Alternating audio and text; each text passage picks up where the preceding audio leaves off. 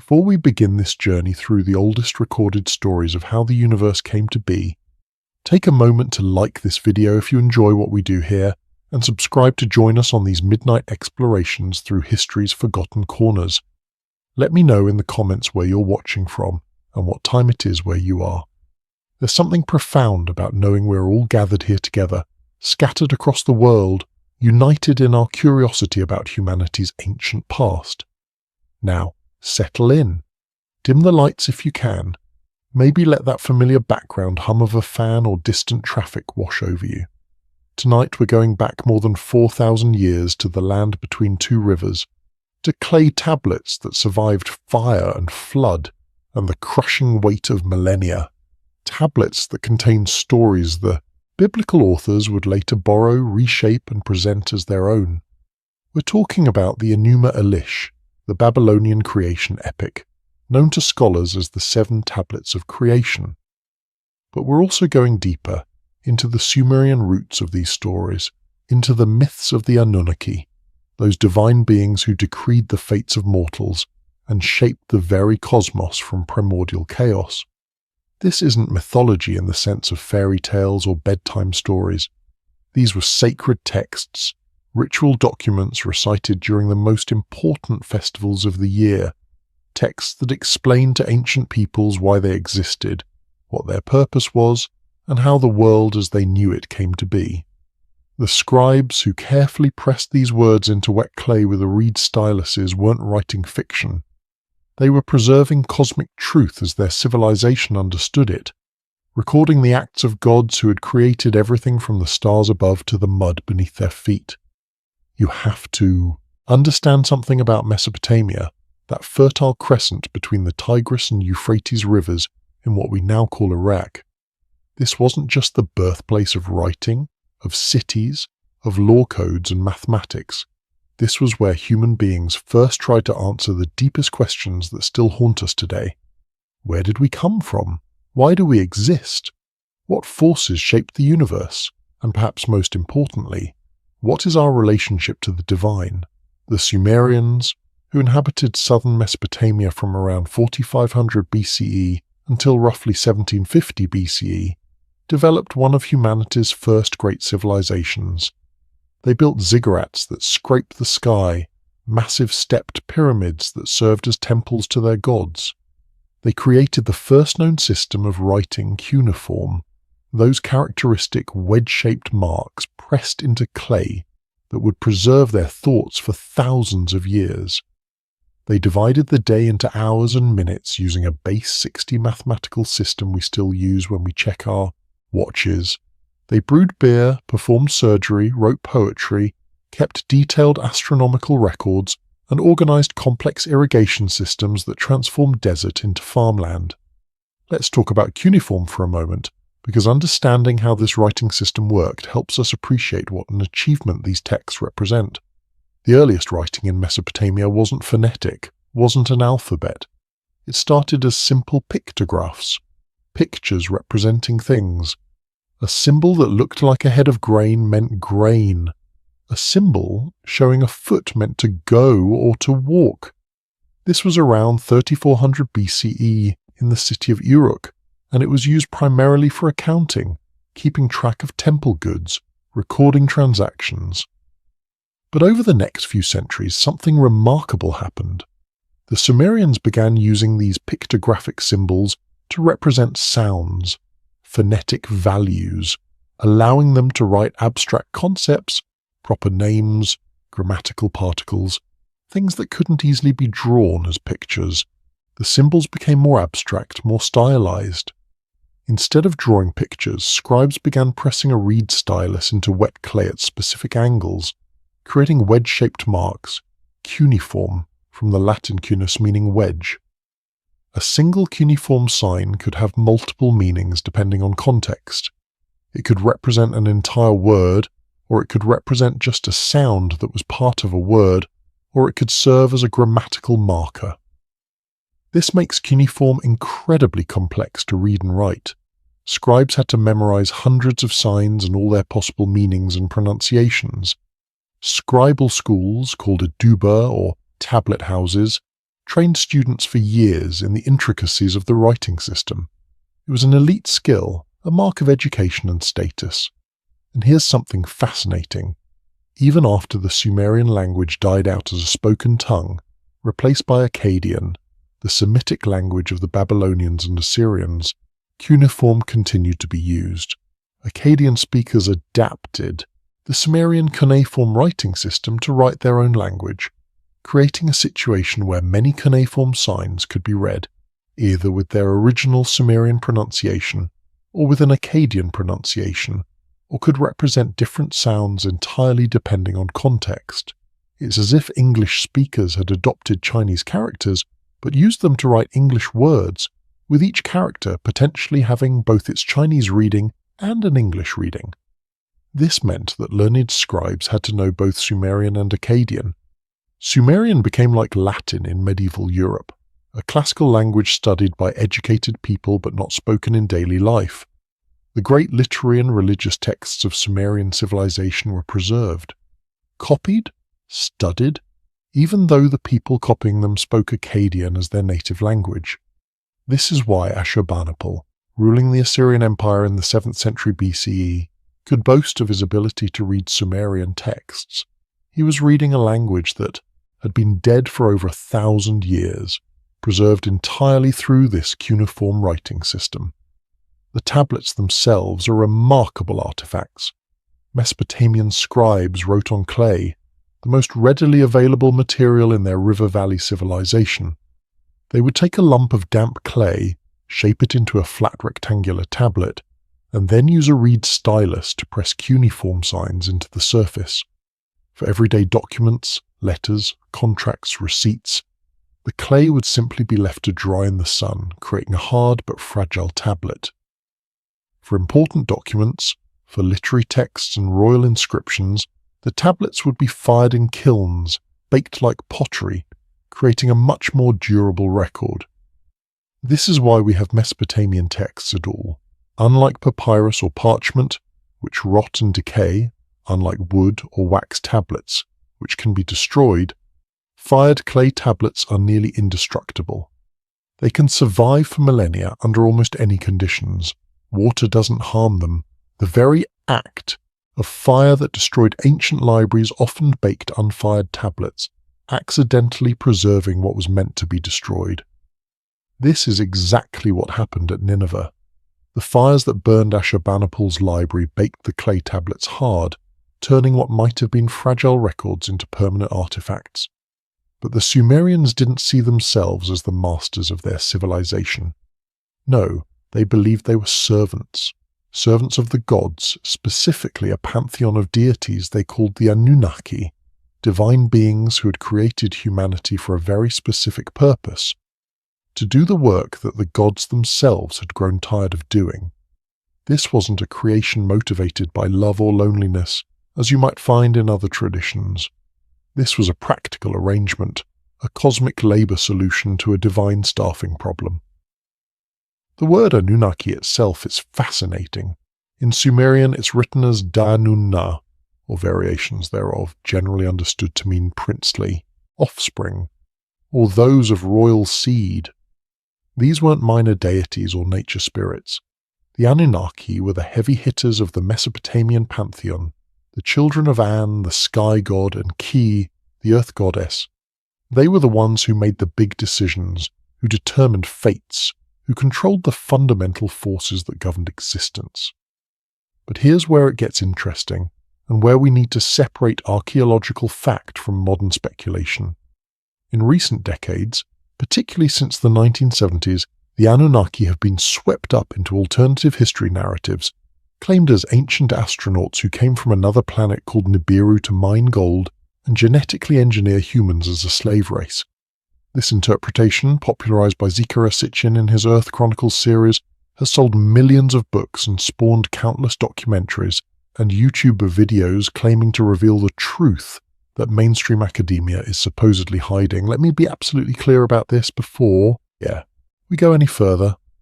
The ancient astronaut interpretation of Sumerian texts is not supported by actual scholarship. Sitchin's translations have been thoroughly debunked by experts in Akkadian and Sumerian languages. He misquoted texts, took passages out of context, truncated quotations to change their meaning, and mistranslated words to make them say what he wanted them to say.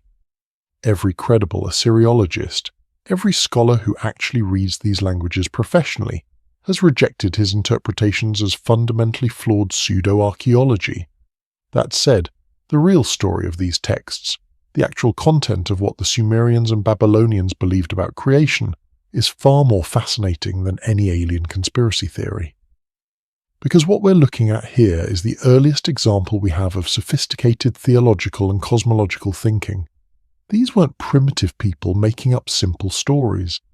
These were deeply thoughtful individuals trying to explain the structure of reality, the nature of divine power, the problem of chaos and order, and humanity's place in a universe they saw as inherently meaningful. The texts we're discussing tonight come from several related but distinct traditions.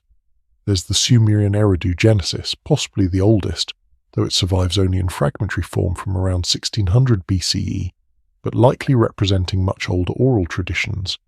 There's the Babylonian Atrahasis epic, dating to the Old Babylonian period around 1800 BCE, which tells a creation and flood story.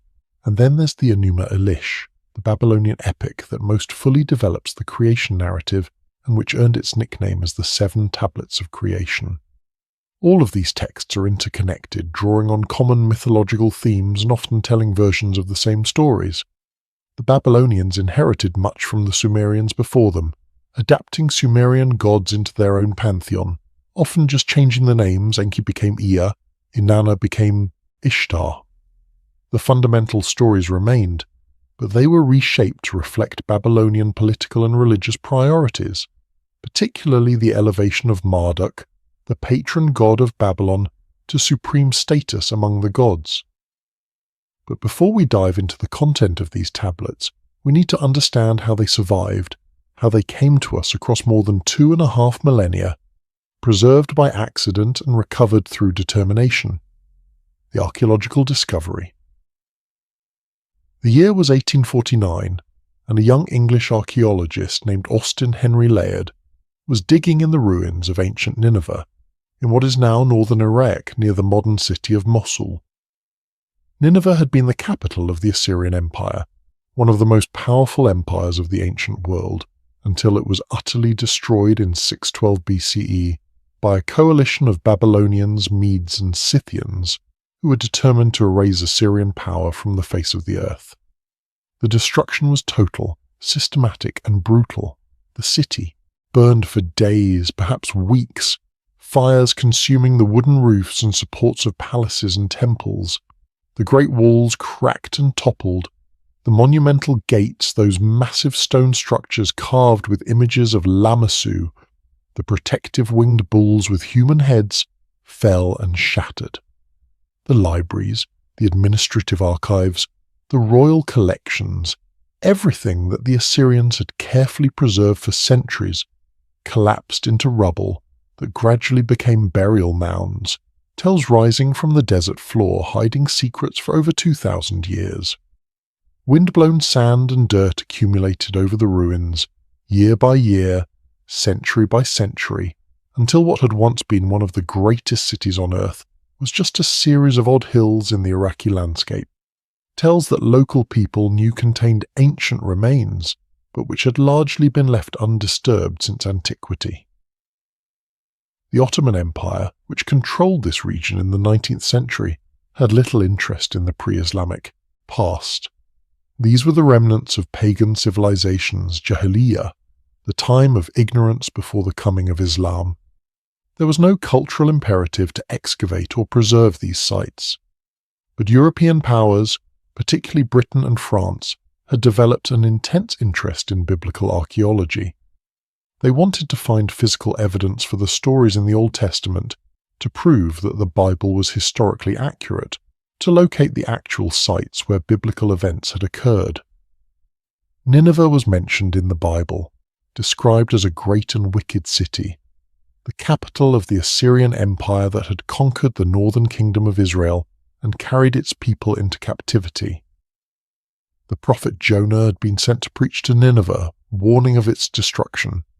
The Book of Nahum celebrated Nineveh's eventual fall as divine justice. Finding Nineveh, excavating its ruins, would be a triumph of biblical archaeology. Layard had already made spectacular discoveries at Nimrud, ancient Kalhu, another Assyrian capital south of Nineveh. There he had uncovered massive stone reliefs depicting hunting scenes, battle sequences, and religious ceremonies. He had found colossal statues of winged bulls, those lamassu that had guarded the palace gates. He had shipped ton after ton of carved stone back to the British Museum, creating a sensation in London. Victorian England was fascinated by these remnants of ancient empires, these physical proofs that the civilizations mentioned in the Bible had actually existed. But Nineveh promised to be even greater. The Tells at Kuyunjik and Nebi Yunus, the two main mounds that constituted the ruins of Nineveh, were enormous. Local tradition held that this was indeed the site of the ancient city, and preliminary excavations had already turned up impressive finds. Layard secured funding from the British Museum and the British government to conduct more extensive excavations, and he brought with him Hormuzd Rassam as his assistant. Rassam was a fascinating figure in his own right, an Assyrian Christian from Mosul who had been educated in England and spoke both Arabic and English fluently. He served as the crucial intermediary between the European archaeologists and the local workers they employed, the Ottoman officials they had to negotiate with, and the tribal leaders who controlled access to the sites. Without Rassam, Layard's excavations would have been far more difficult, perhaps impossible. Rassam understood the cultural context, knew how to navigate local politics, and had his own passionate interest in uncovering the history of his ancestors, the ancient Assyrians. Together, Layard and Rassam hired teams of local workers and began systematically digging through the tells. The work was hard, dangerous, and slow. They had no modern equipment, no mechanical excavators, no carefully controlled archaeological methodology. They were essentially treasure hunting, looking for spectacular finds that would impress museums and donors. The goal was to find intact sculptures, complete inscriptions, anything that could be shipped back to Europe and displayed. What they found exceeded their wildest hopes. Beneath centuries of accumulated debris, they discovered the remains of Ashurbanipal's palace, room after room decorated with carved stone reliefs. These weren't static religious images like those found in Egyptian temples. These were narrative sequences, ancient comic strips carved in stone, depicting the king's military campaigns, his lion hunts, his religious ceremonies, his conquered enemies. The relief sculptures were extraordinarily detailed and sophisticated. One famous sequence, the Lion Hunt of Ashurbanipal, shows the king in his chariot, arrows flying, lions leaping and dying in dramatic poses. The musculature of the animals is rendered with remarkable anatomical accuracy.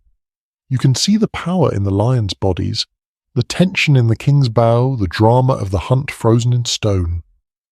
Another sequence shows the conquest of the Elamite capital Susa, with Assyrian soldiers storming walls, enemies being impaled on stakes, royal treasure being carried away.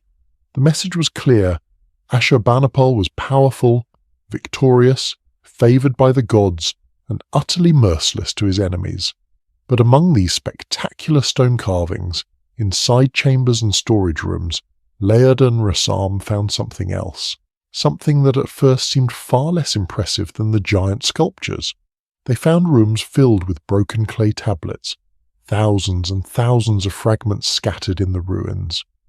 Layard and his assistant, a local Assyrian Christian named Hormuzd Rassam, were excavating the palace of the Assyrian king Ashurbanipal, who had ruled from 668 to around 627 BCE. Ashurbanipal was known as a warrior king, brutal in his campaigns, infamous for his atrocities against enemies. He had conquered Egypt, sacked the Elamite capital Susa, put down rebellions throughout his empire with extreme violence, Assyrian royal inscriptions boasted of these conquests in graphic detail, describing how Ashurbanipal had made pyramids of severed heads, how he had flayed rebel leaders alive, how he had forced defeated kings to pull his chariot like animals. The stone reliefs in his palace depicted these atrocities, showing piles of corpses, captives being tortured, cities burning. But Ashurbanipal was also something else, a scholar. He was literate, highly unusual for a king of his era. Most kings employed scribes to read and write for them. Ashurbanipal could do it himself. He could read both Akkadian, the everyday language of the Assyrian Empire, and Sumerian, the ancient dead language that was to Assyrian scholars what Latin would be to medieval European scholars. He took pride in his learning, boasting in his inscriptions about his intellectual achievements alongside his military victories. And he had an obsession with collecting knowledge, with gathering and preserving all the written wisdom of Mesopotamia. Ashurbanipal created what might be called the world's first systematically organized library, sending scribes throughout his empire and beyond with orders to collect every tablet, every text, every scrap of learning they could find. He wanted copies of everything: myths, epics, medical texts, astronomical observations, mathematical treatises, omen collections, prayers, rituals, historical records, legal documents. Scientific Ashurbanipal had created what might be called the world's first systematically organized library, sending scribes throughout his empire and beyond with orders to collect every tablet, every text, every scrap of learning they could find. He wanted copies of everything: myths, epics, medical texts, astronomical observations, mathematical treatises, omen collections, prayers, rituals, historical records, legal documents. His library eventually contained over 30,000 clay tablets and fragments, making it the most comprehensive collection of cuneiform texts in the ancient world. The excavators found room after room filled with tablets, not neatly organized on shelves as you might imagine a library, but scattered, broken, jumbled together in the ruins. When Nineveh burned, the fires that destroyed the city inadvertently preserved its library. Clay tablets, normally fragile things that can crumble with time, were baked hard in the conflagration, essentially turned into pottery. The very destruction meant to erase Assyrian memory had instead immortalized it. Thousands of these tablets were shipped back to the British Museum in London, arriving in crate after crate throughout the 1850s and early 1860s. Museum curators, not fully grasping what they had, simply stacked them in storage rooms. They knew the tablets were important, certainly, but cuneiform script had only recently been deciphered, starting with Georg Friedrich Grotefen's breakthrough in the early 1800s and continuing with Henry Rawlinson's work on the Bearstoon inscription in the 1830s and 1840s. The ability to actually read these tablets was still new, and there were only a handful of scholars in the world capable of doing so. Enter George Smith. Born in 1840 to a working-class family in Chelsea, London, Smith had minimal formal education. At 14, he was apprenticed to an engraving firm, learning to create the intricate designs for banknotes. It was skilled work, but it wasn't what captured his imagination.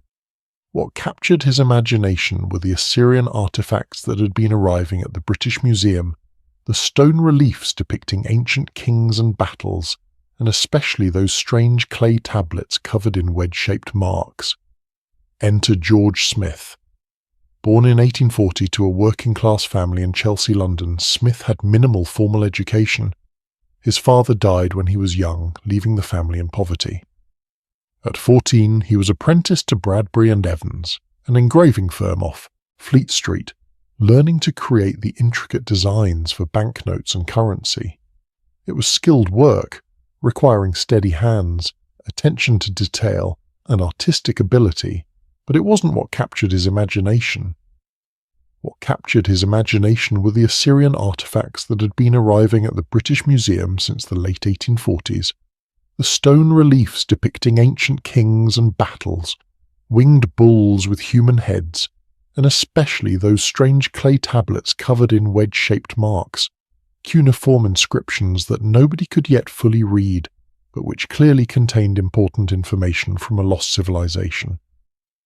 The British Museum was located in Bloomsbury, not far from where Smith worked. During his lunch breaks and after work, Smith would walk to the museum and spend hours studying the Assyrian materials, reading everything he could find about Mesopotamia in the museum's library, teaching himself the basics of cuneiform from the few scholarly publications that existed. This was the 1850s and early 1860s, when the decipherment of cuneiform was still relatively new, still being worked out, still controversial in some academic circles.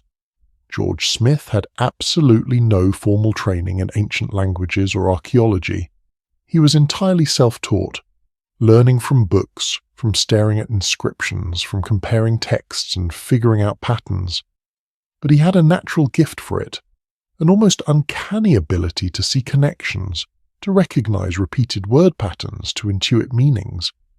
He began making notes, working out translations on his own, teaching himself not just Akkadian but also Sumerian, that even older and more difficult language.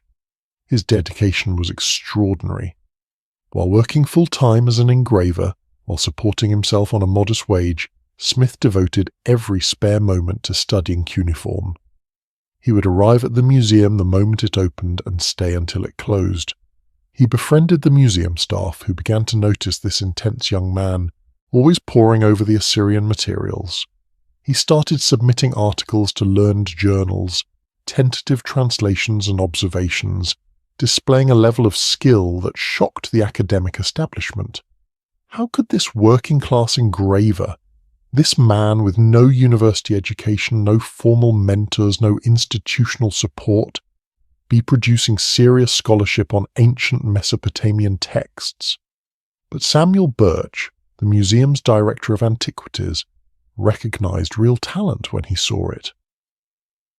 Birch brought Smith to the attention of Henry Rawlinson, one of the towering figures in cuneiform studies, the man who had deciphered the Behistun inscription and established the basic grammar of Akkadian cuneiform. Rawlinson tested Smith, giving him difficult texts to translate, challenging him with problematic passages. Smith passed every test, demonstrating not just competence, but brilliance. In 1861, the museum hired him, initially in a very junior capacity, essentially as someone to help organize and repair the massive collection of tablet fragments from Nineveh. It was grunt work, sorting through boxes of broken clay, trying to match pieces that fit together, cleaning dirt from inscriptions. But it gave Smith direct access to materials that most scholars only saw in published drawings, and Smith proved to be extraordinarily good at this work. He had a knack for recognizing patterns, for seeing which fragments belonged together even when the actual break didn't match perfectly, working from content and context. He began publishing his findings, translating historical records, identifying kings and dynasties, correlating Assyrian chronology with biblical dates. In 1866, he made his first major discovery, determining the exact date when King Jehu of Israel paid tribute to the Assyrian king Shalmaneser III, providing a crucial fixed point for biblical chronology. This brought him recognition. Rawlinson, impressed by Smith's abilities, began collaborating with him on the publication of cuneiform texts for the multi-volume series The Cuneiform Inscriptions of Western Asia. Much of the actual work on volumes 3 and 4 was done by Smith, though Rawlinson's name appeared more prominently.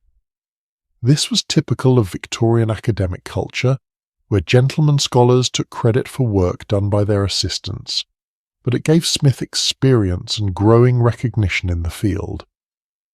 By 1870, Smith had been promoted to senior assistant in the Assyriology department, a significant achievement for someone from his background. He was publishing prolifically, producing translations and analyses, becoming known in European scholarly circles as one of the leading experts on Assyrian historical texts. But what he really wanted to work on were the literary and mythological texts, the epics and legends that revealed how the ancient Mesopotamians thought, what they believed, how they understood the world. Among the massive tablets from Ashurbanipal's library were hundreds of fragments dealing with mythology and religion. Many were duplicates, multiple copies of the same texts, which helped Smith piece together complete works from broken fragments. He created filing systems, organized the tablets by content, began reconstructing longer works from scattered pieces.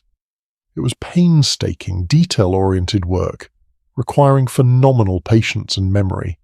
Smith had to remember thousands of fragments, recognize which ones might connect, keep track of which texts existed in multiple versions, and then, in November of 1872, Smith was working through a batch of mythology tablets when he picked up fragment K63.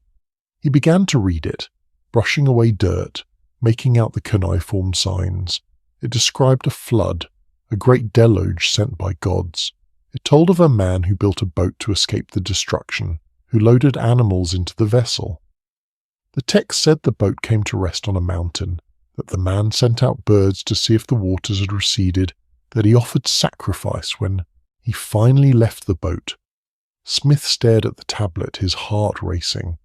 He was reading a Mesopotamian version of Noah's flood, an account written in cuneiform on a clay tablet from Nineveh, from Ashurbanipal's library, which meant it was at least 2,600 years old, and the story itself was clearly far older than that. This wasn't just an interesting text. This was world-changing. This demonstrated that the biblical flood narrative had parallels in much older pagan literature. According to accounts from people who were present, Smith's reaction was dramatic.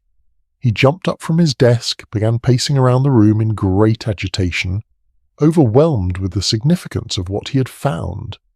Some accounts, possibly exaggerated, claim he was so excited that he began removing his clothing, though Smith himself never confirmed this detail.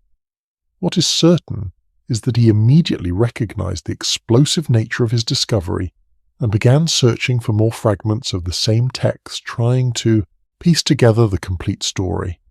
Smith later described the moment in his typical understated scholarly prose, but others who were present told a different story. They said that as the realization of what he was reading hit him, Smith jumped up from his desk and began pacing around the room in great agitation, so overwhelmed with excitement that he began removing his clothing, much to the astonishment of his colleagues. Whether that detail is true or embellished, what is certain is that Smith understood immediately what he had found: a Babylonian version of Noah's flood, written in cuneiform on a clay tablet that predated the biblical text by more than 1,000 years. On December 3, 1872, Smith presented his translation to the Society of Biblical Archaeology. The room was packed. Prime Minister William Gladstone was in attendance. So was the Archbishop of Canterbury. Victorian England was deeply Christian, and the Bible was understood by most people as literal history, the divinely revealed and unique Word of God. The idea that the flood story might have Mesopotamian origins, that the biblical authors might have been adapting older pagan myths, was explosive. Smith's presentation caused a sensation. The Daily Telegraph newspaper immediately saw the potential and offered to fund an expedition to Nineveh if Smith could find the missing portions of the text. The British Museum, suddenly realizing the value of what might still be buried there, agreed to let Smith go. In May of 1873, Smith arrived at the site of ancient Nineveh and began digging. Remarkably, within 5 days he found a fragment that seemed to complete a missing section of the flood narrative. The news made headlines around the world. But Smith's work wasn't done. As he continued piecing together tablets, he realized he had found fragments of another epic, this one dealing not with a flood but with creation itself. The Enuma Elish, named after its opening words meaning when, on high, was gradually reconstructed from dozens of broken pieces. Smith eventually identified it as a work divided across 7 tablets, each containing between 115 and 170 lines of cuneiform text, approximately 1,000 lines total, telling the story of how Marduk, the great god of Babylon, defeated the primordial chaos monster Tiamat and created the ordered universe from her corpse. Smith would make additional trips to Mesopotamia, continuing his excavations and discoveries. But the harsh conditions took their toll. In 1876, while traveling in Syria, Smith contracted dysentery. He died in Aleppo on August 19, 1876, just 36 years old.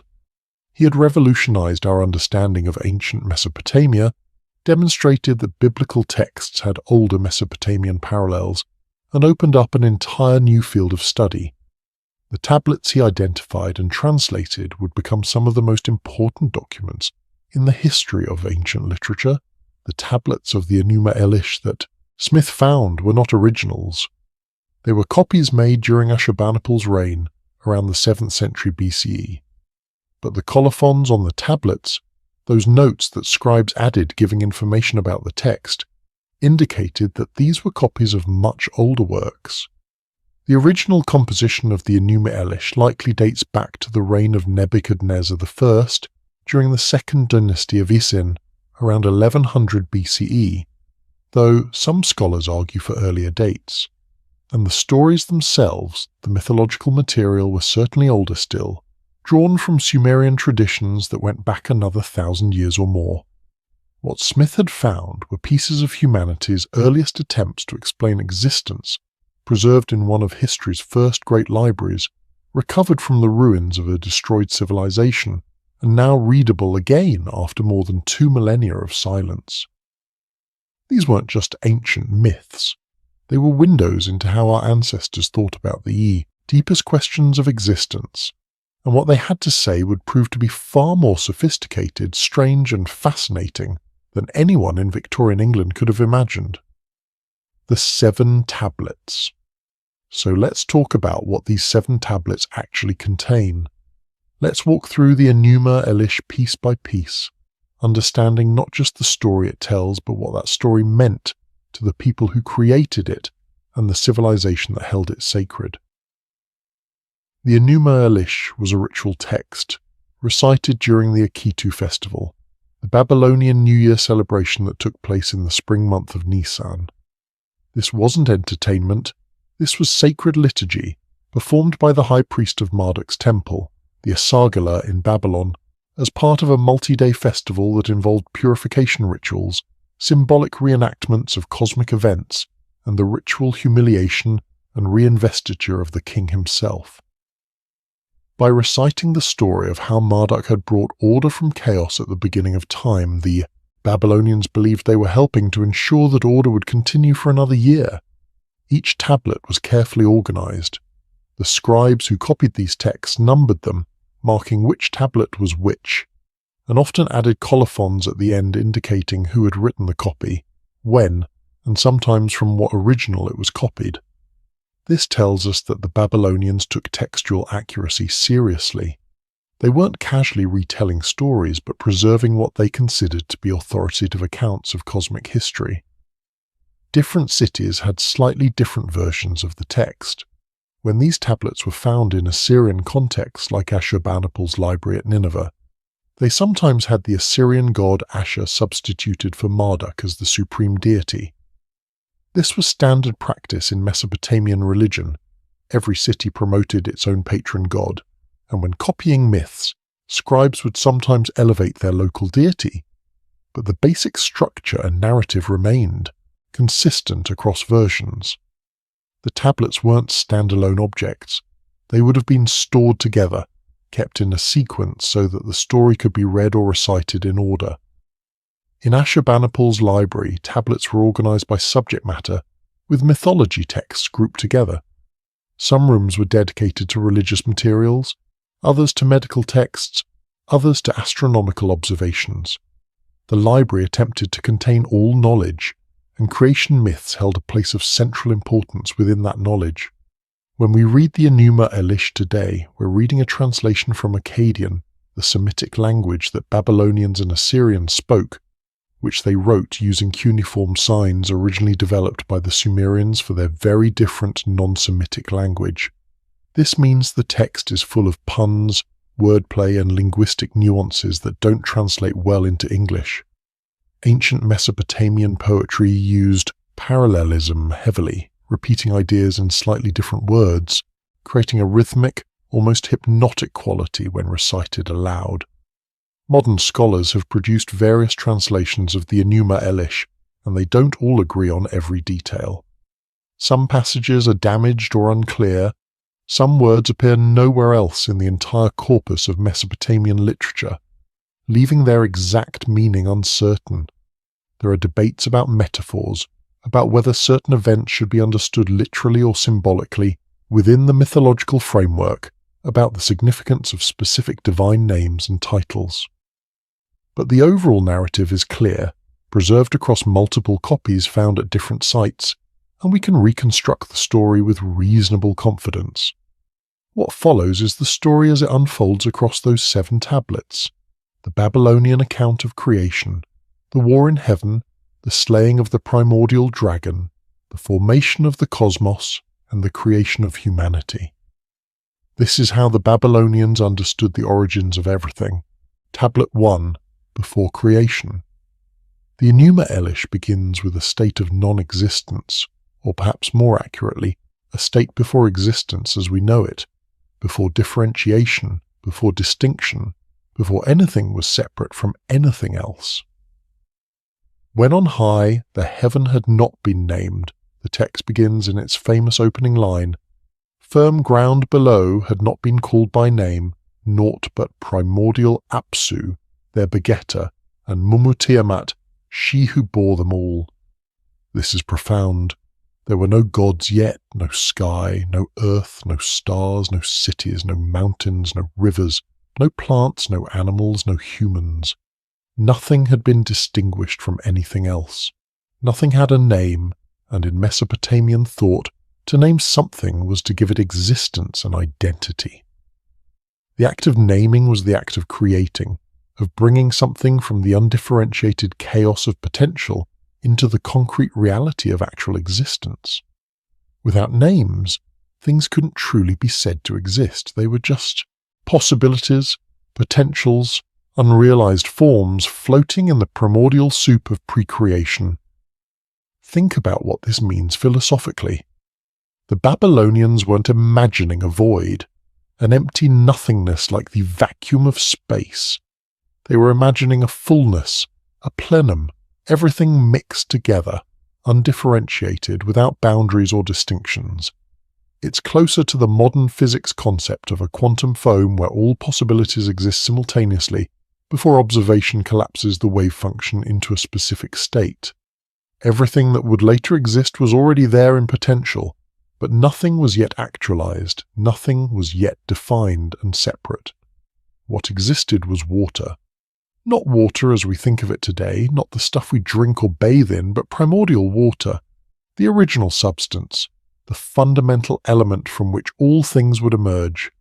This makes sense from a Mesopotamian perspective. Water is essential to life. Mesopotamia itself exists because of water, the Tigris and Euphrates rivers creating fertile land in an otherwise arid region. Without water, there is no life, no cities, no civilization. Water is the prerequisite for existence. But this primordial water wasn't uniform. It existed in 2 forms, 2 primeval beings that represented the fundamental duality of nature, the essential binary that structures reality.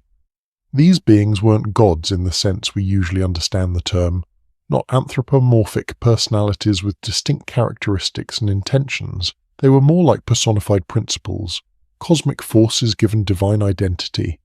Apsu, whose name means the deep, was sweet water, fresh water, the underground ocean of fresh water that the Mesopotamians believed existed beneath the earth, feeding springs and wells. Apsu was masculine, the begetter, the father. Tiamat, whose name is related to words meaning sea, was salt water, the ocean, the vast primal waters of chaos. Tiamat was feminine, the mother, the bearer. Before anything else existed, these 2 waters existed, and they were not yet separate. The text says they mixed their waters together. This mixing of fresh and salt water is not just poetic. In Mesopotamia, where the Tigris and Euphrates rivers flow into the Persian Gulf, There are areas where fresh and salt water actually do mix, creating brackish conditions, marshlands, areas of transition and boundary. The ancient Mesopotamians observed this natural phenomenon and saw in it a cosmic principle, the meeting of opposites, the boundary between order and chaos, between the structured land and the formless sea. From the mixing of Apsu and Tiamat's waters, the first gods were born. The text names Lamu and Lahamu, primordial deities, and then their children Anshar and Kisha. These aren't gods with clear personalities or specific domains like later deities. They're more like principles, early stages in the development of divine consciousness, perhaps representing the first stirrings of differentiation within the primordial unity. Anshar and Kisha give birth to Anu, the sky god, who becomes the patriarch of the younger generation of deities. Anu fathers Nudimud, better known as Ea, god of wisdom and fresh water, who will become one of the most important characters in the story. And these younger gods continue to multiply, becoming more distinct, more individualized, more active and restless. And that's when the problems begin. The younger gods are not quiet. They're energetic, playful, perhaps rambunctious. The text says they disturbed Tiamat as they surged back and forth. Their behavior, their very existence, disrupts the peaceful slumber of the primordial waters. Imagine being eternal stillness, ancient, unchanging quiet, and suddenly you're filled with these younger divine beings who won't settle down, who won't stop moving and making noise. Apsu can't sleep. The noise, the commotion, the constant activity of his divine offspring keeps him awake. He complains to Tiamat about it. Their ways have become noisome to him, he says.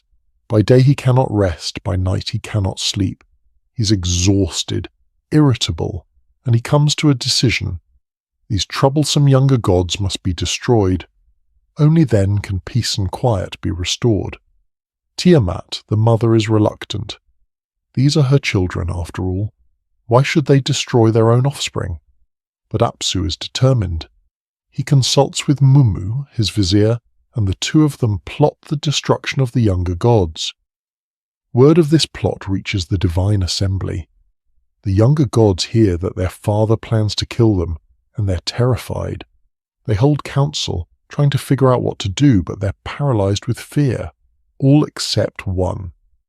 Ea, the cleverest of the gods, the master of magic and wisdom, devises a plan. Ea creates a sacred circle, draws protective magic around himself, and then crafts a spell of devastating power. He recites an incantation over the primordial waters, over Apsu, and the spell takes hold. It's described as putting Apsu into a deep sleep, but it's more than that. It's a spell of binding, of containment.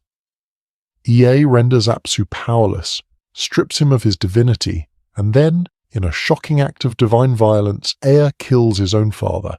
Ea removes Apsu's crown, takes away his radiance, his splendor, his authority, and puts them on himself. He claims Apsu's realm as his own domain. Where Apsu once held sway over the cosmic fresh water, now Ea rules. And Ea doesn't just defeat his father, he makes his own dwelling in Apsu's corpse.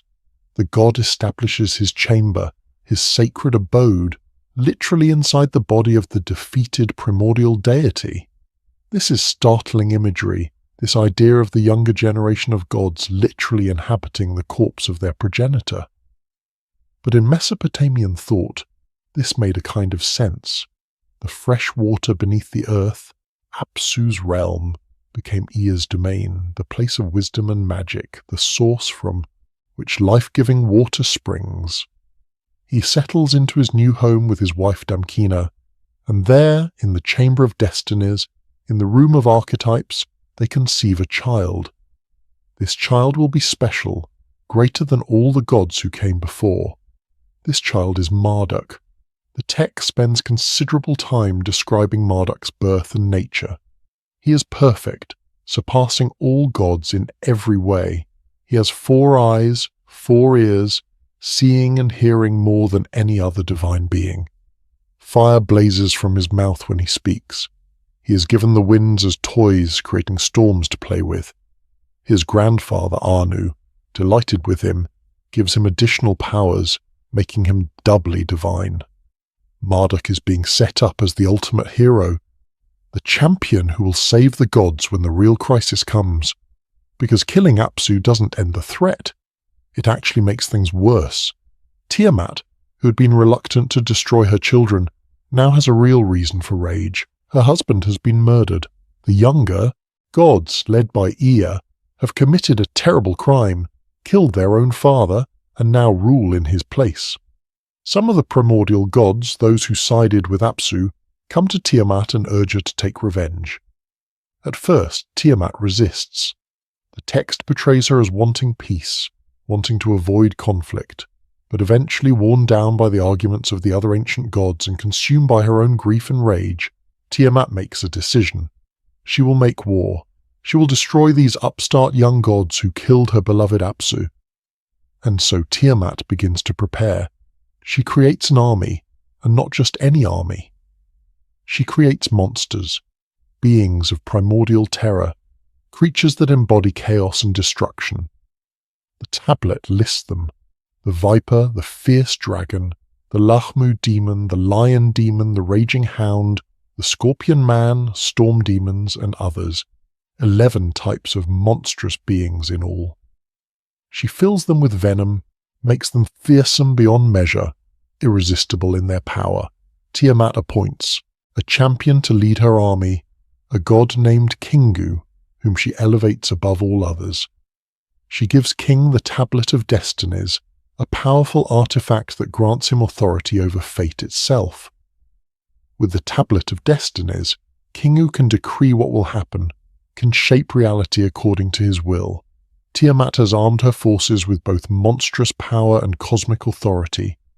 When word reaches the younger gods that Tiamat is marshalling an army, that she's created monsters and given King the Tablet of Destinies, they panic. This is an existential threat. Tiamat isn't just angry, she's cosmically empowered to destroy them. The younger gods again hold council, trying to decide what to do, but none of them has the courage to face her. Not even Ea, who defeated Apsu, is willing to go against Tiamat and her terrifying army. The first tablet ends with this crisis unresolved, with the younger gods terrified and seemingly doomed, with Tiamat's monstrous forces gathering. The tension is established, the stakes are clear. If Tiamat wins, chaos will reign supreme. The ordered cosmos the younger gods represent will be swept away. Everything will return to the undifferentiated primordial state. The universe as anyone knows it will end before it even properly begins. Tablets 2 through 4. The Champion.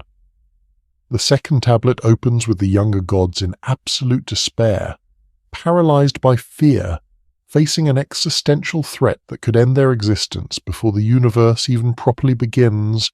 They've tried to find someone brave enough, powerful enough to confront Tiamat and her terrifying army, and they've failed repeatedly. Each god who volunteers or is volunteered backs down when confronted with the reality of what they would face. Ea, who was so clever in defeating Apsu, who used magic and cunning to overcome the primordial father, goes to look at Tiamat's forces arrayed for battle. He sees the monsters she has created, the 11 types of fearsome beings, creatures of nightmare-given form and power. He sees Kingu wearing the Tablet of Destinies, empowered to decree fate itself. He comes back shaking his head, unwilling to engage. This isn't a problem that can be solved with cleverness alone. This requires overwhelming martial power, and Ea knows his limitations. Then even the mighty Anu tries.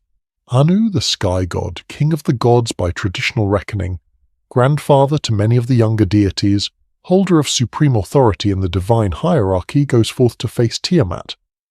But when he actually sees her, when he perceives the full scope of her rage and the extent of her preparation for war, even Anu retreats. If the king of the gods won't fight, who will? The situation seems hopeless. The younger gods have committed themselves to a path that has led to this confrontation, and now they have no champion, no defender, no one willing to stand between them and annihilation. It's Ea, despite his own unwillingness to fight, who remembers his son.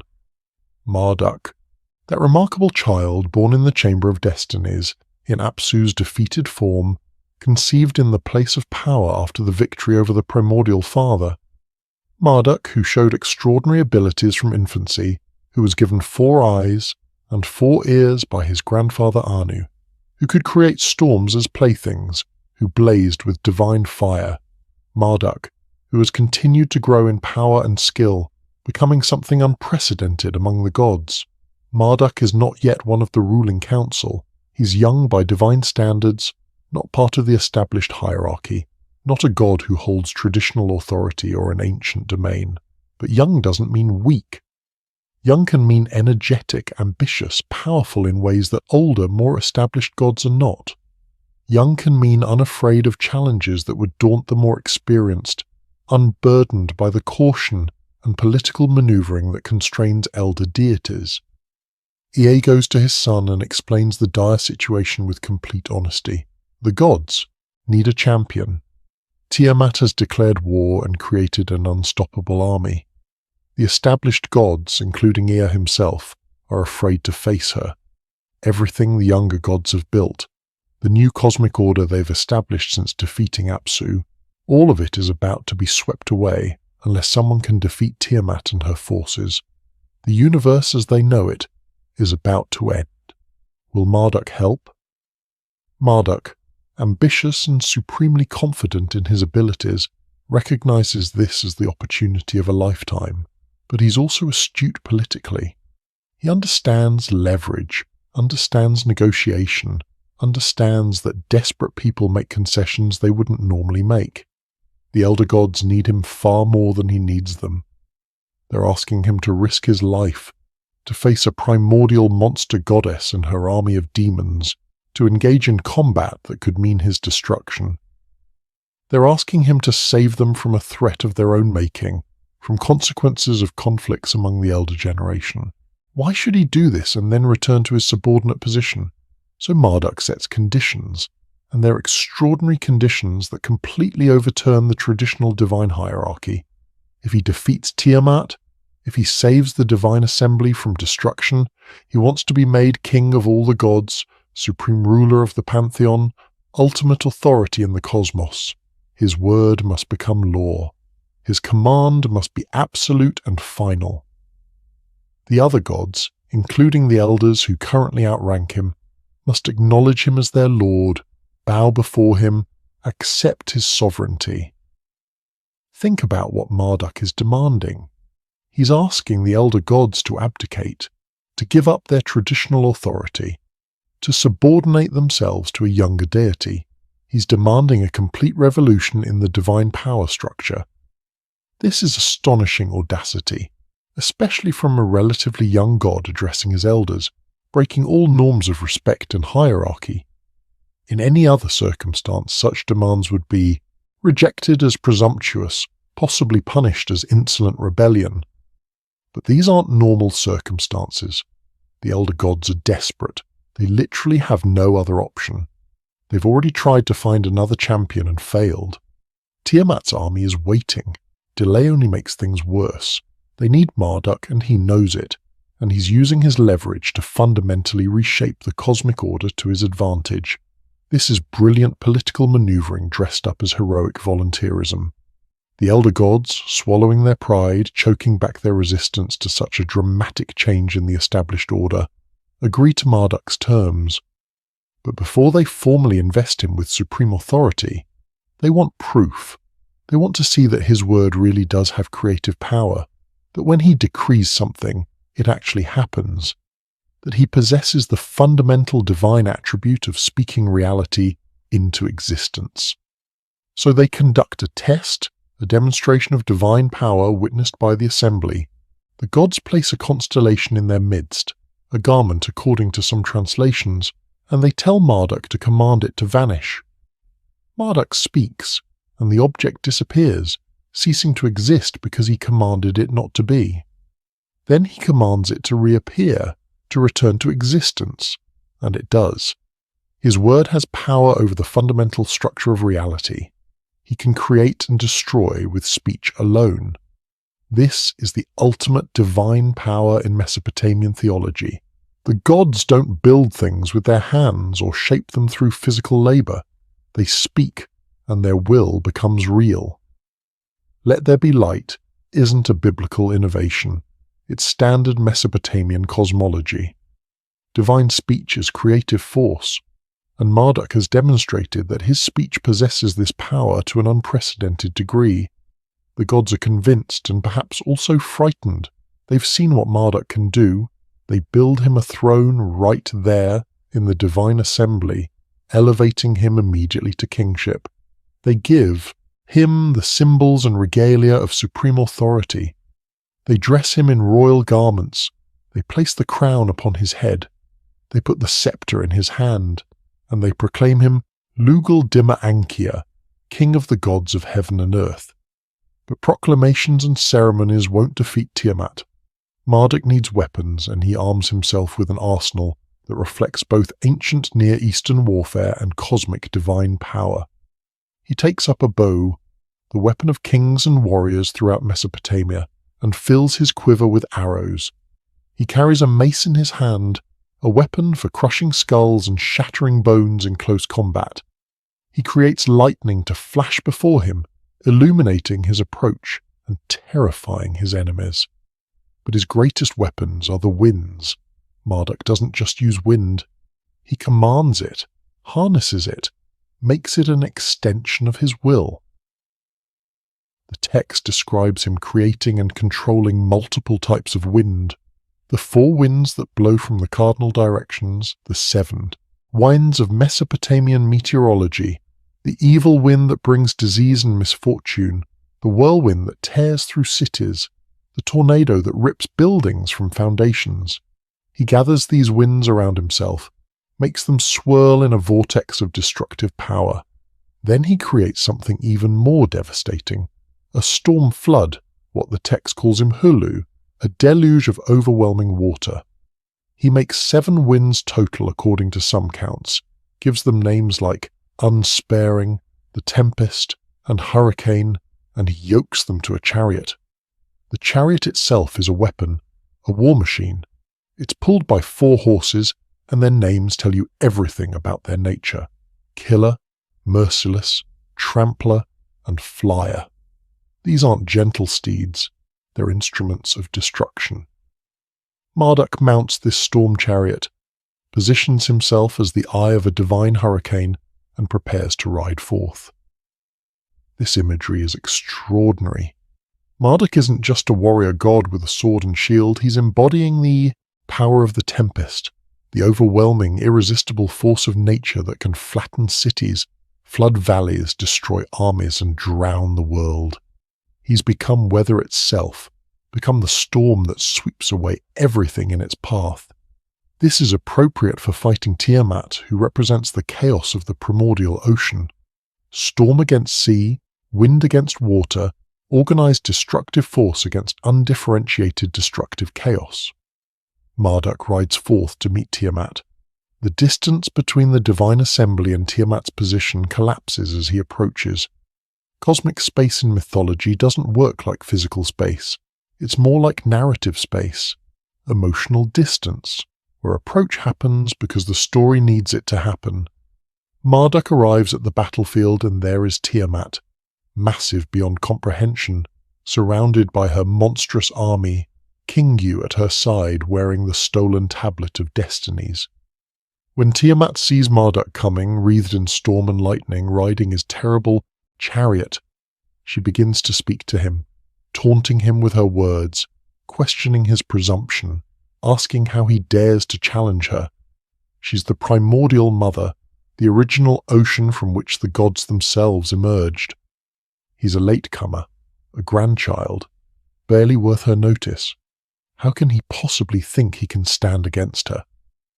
But Marduk isn't interested in verbal sparring. He's not here to debate or negotiate. He shouts his challenge to her and to the assembled gods and monsters watching this confrontation. He recites her crimes. She and her assembly plotted evil against the younger gods, raised up monsters to wage war. gave the Tablet of Destinies to Kingu who shouldn't possess it, prepared for unprovoked aggression against the Divine Council. Now they will settle this through combat, single combat between him and her, champion against champion, and whoever is stronger will prevail and determine the future of the cosmos. Tiamat becomes enraged at his words. The primordial ocean doesn't negotiate with upstart gods. She doesn't back down when challenged. She is chaos. She is primal force. She is the original state from which everything emerged and to which everything can return. She opens her mouth to swallow Marduk whole, to consume him as the ocean consuming a stone, making him simply disappear into her vastness as if he had never existed. Now Marduk faces Tiamat's corpse, and he has to decide what to do with it. This is a critical moment. In many ancient myths, when the hero defeats the monster, that's the end of the story. But in the Enuma Elish, defeating chaos is only the beginning. The real creative work starts now. Marduk is about to become not just a warrior god, but a creator god, and he's going to build the cosmos from the body of the slain chaos monster. The fourth tablet describes this process in detail. Marduk splits Tiamat's corpse in half, like opening a shellfish. One half he raises up to become the sky, the heavens. He sets it in place, establishes guards to make sure her waters don't escape and flood down. From the other half he creates the earth, the solid ground. Tiamat's eyes become the sources of the Tigris and Euphrates rivers. Her udders become mountains. He coils her tail and uses it to bind the cosmos together. This is profound cosmology. The Babylonians didn't see creation as making something from nothing. They saw it as bringing order to chaos, imposing structure on the formless, dividing and organizing what was once undifferentiated. Tiamat's death isn't destruction, it's transformation. Her body becomes the physical universe. The chaotic primordial ocean is conquered and converted into the structured cosmos, but it doesn't cease to exist. It just becomes controlled, bounded, given purpose and form. Marduk then establishes the celestial realm. He creates positions for the great gods, assigns them to their proper places in the heavens. He marks out the constellations, creates the paths of the planets, establishes the stars. He divides the year into 12 months, 3 stars assigned to each month. He creates the moon to mark time, to rule the night, to appear as a jewel in the darkness. The moon's phases become the way humans will measure the passage of time. The text spends significant time describing this organization of the celestial realm, because for the Babylonians, astronomy and astrology were sciences of the highest importance. The movements of celestial bodies were the gods writing messages in the sky. To understand the heavens was to understand divine will. By creating an ordered sky, Marduk is establishing the foundation for knowledge, for calendars, for the marking of festivals and agricultural seasons. He opens the Euphrates and Tigris from Tiamat's eyes. He piles up mountains from her body. He creates springs. He twists her tail to create the cosmic bond that holds everything together. He makes the vault of the sky and the foundation of the earth, setting boundaries that chaos cannot cross. The younger gods watch all of this and are amazed. Marduk has not only defeated the terrible Tiamat, but has used her corpse to build a stable, ordered, beautiful cosmos. He's created a universe with structure, with laws, with celestial markers that govern time and seasons. He's imposed meaning on what was meaningless, purpose on what was purposeless. But there's still one more thing Marduk needs to do. The gods themselves still have work to perform. They still have to maintain the cosmos, to perform the divine labor that keeps everything running. The younger gods overthrew the elder gods partially because they didn't want to work anymore, but now they've inherited the responsibility. Something has to give. The gods need relief from their labor, or eventually they'll resent their own creation just as Apsu resented them. This sets up the critical moment, the reason for the 6th tablet, the tablet that most directly addresses the question that probably mattered most to the Babylonians. Why do humans exist? Tablet 6. The Creation of Humanity. The 6th tablet opens with Marduk contemplating his creation. He's built the heavens and the earth. He's organized the stars and established the flow of time. He's settled the gods in their proper stations. But the work of maintaining creation, the constant labor required to keep the cosmos functioning, still falls on the gods themselves. This situation is unsustainable. The gods need servants, beings who can take on the burden of divine labor, freeing the gods to fulfill their higher purposes. Marduk speaks to Ea, his father, the god of wisdom, and proposes a plan. He will create a new type of being, something that has never existed before. He will call this being man, and man's purpose will be to bear the work of the gods. Humanity will serve the divine, perform the labor, maintain the temples, provide offerings, and in doing so allow the gods to be at leisure. But Ea suggests a refinement to the plan. This new being, this human, should not simply be created from nothing or from clay alone. There should be a price paid, a sacrifice, a divine component mixed into the creation. Ea asks, which of the gods stirred up Tiamat to make war? Which god is responsible for the conflict that required Marduk to fight and kill? Someone should pay the penalty for that rebellion. The gods hold council, and the answer is clear: Kingi. It was King who led Tiamat's army, who wore the Tablet of Destinies, who commanded the monsters against the divine assembly. King is guilty, and Kingi will pay the price. The gods bring King before the assembly, and he is executed, killed for his role in the rebellion against the younger gods.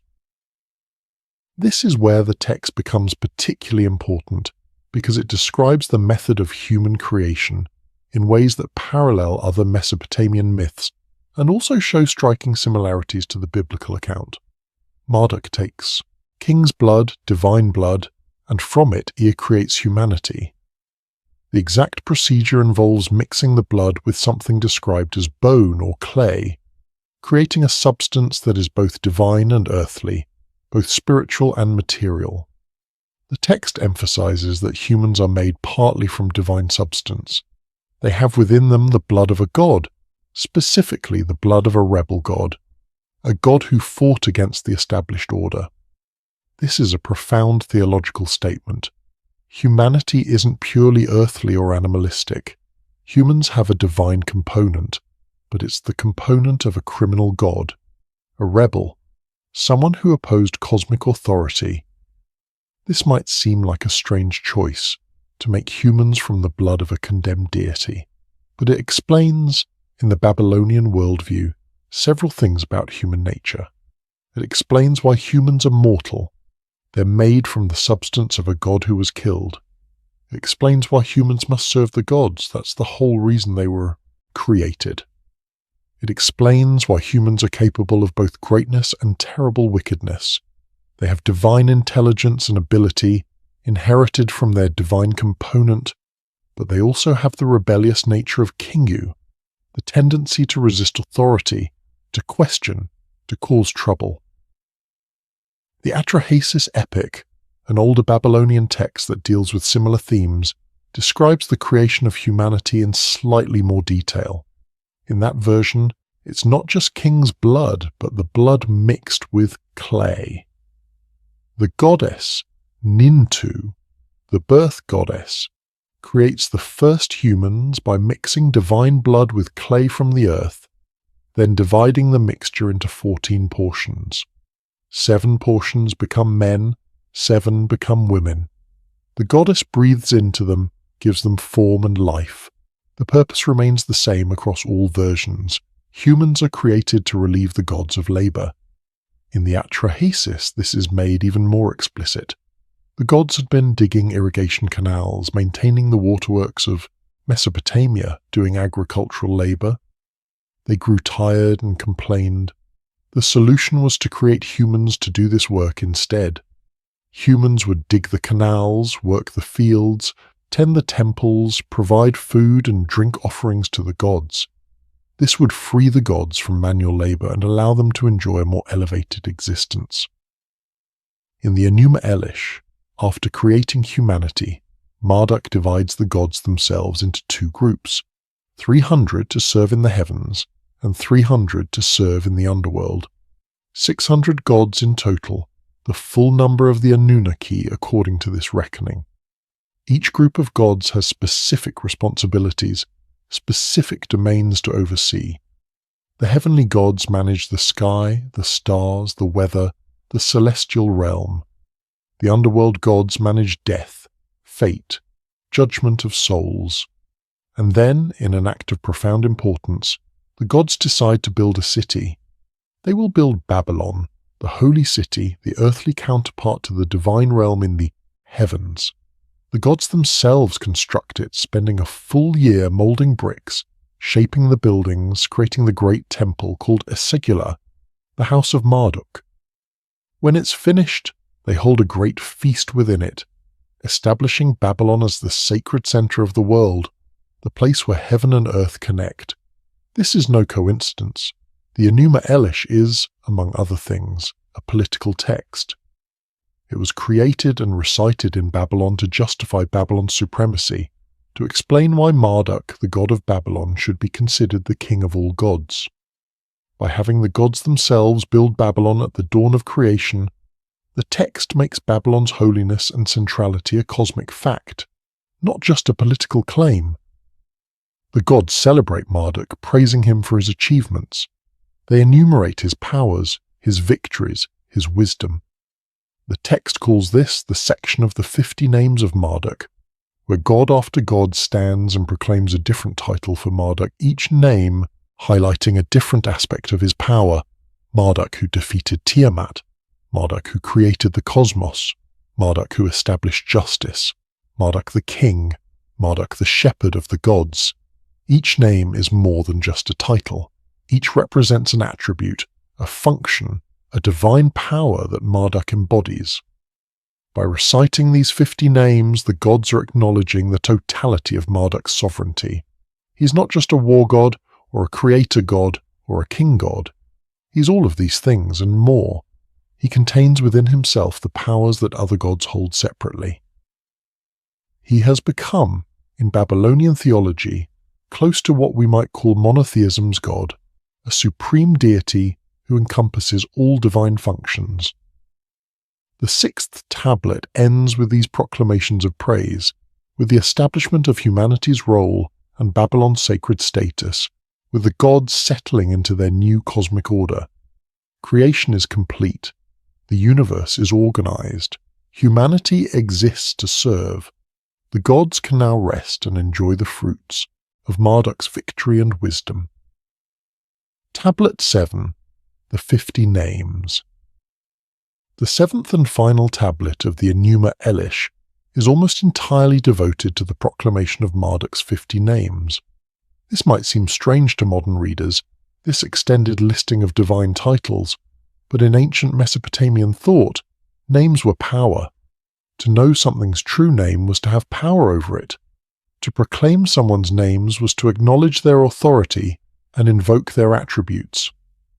Each name is introduced by a god or group of gods, and each comes with an explanation of what that name means and what it signifies about Marduk's nature. The first name is simply Marduk, the name his father Ea gave him at birth. It means son of the sun, marking him as a deity of light and power. The gods proclaim that Marduk saved them from destruction, and therefore they give him this name as an eternal reminder of their deliverance. The second name is Maruka, which the text glosses as meaning creator of wisdom. This acknowledges Marduk's role not just as a warrior, but as a wise god, one who understands the deeper patterns of existence and can manipulate them. The third name is Marutuku, the light of the father, connecting Marduk back to Ea, establishing his divine lineage. The names continue, each one praised, each one carrying layers of meaning. Barashakushu means one who is wise among the gods. Lugaldimarankia means king of the gods of heaven and earth. Nari Lugaldimarankia means god who maintains the bonds.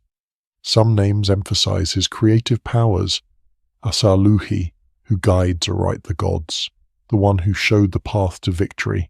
Namtilaku, life-giver, the one who can restore the dead to life. Other names emphasize his role as judge and lawgiver. Asare, bestower of cultivated land, acknowledging his gift of agriculture to humanity. Asara Limnuna, light of the counsel of his father, connecting his wisdom to divine inheritance. Each name builds on the others, creating a comprehensive picture of Marduk as all-powerful, all-wise, all-knowing, all-present. The text doesn't just list these names mechanically.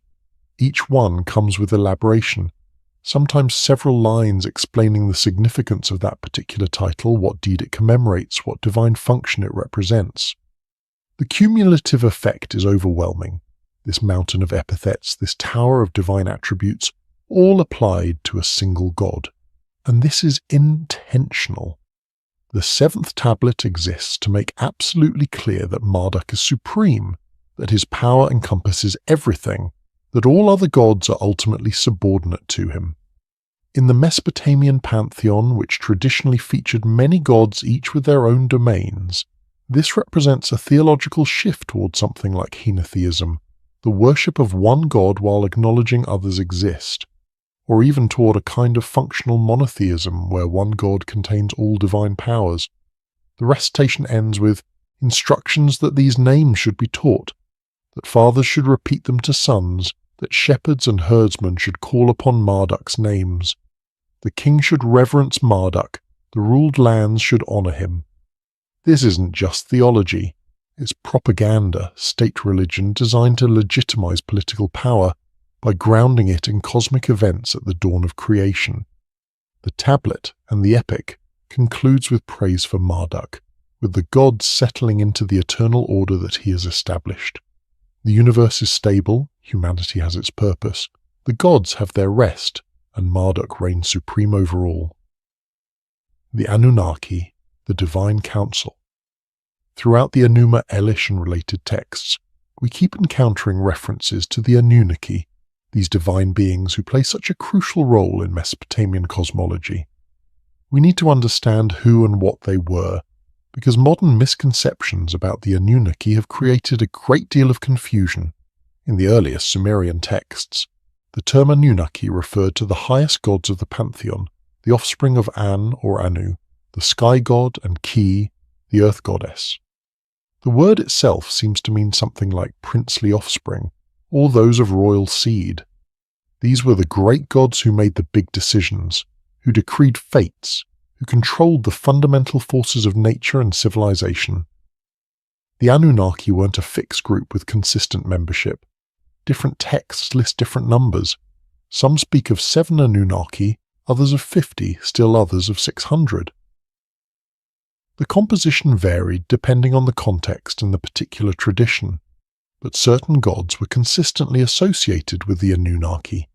Anu himself, Enlil the storm god, Enki Ea the wisdom god, Ninhursag the mother goddess, Nana the moon god, Utu the sun god, and Inanna Ishtar the goddess of love and war. One of the most important functions of the Anunnaki was to decree fates. In Mesopotamian thought, fate wasn't simply what would happen, it was what was actively decided and decreed by divine authority. The gods, particularly the Anunnaki, would hold councils, discuss situations, and then issue decrees that determined how things would unfold.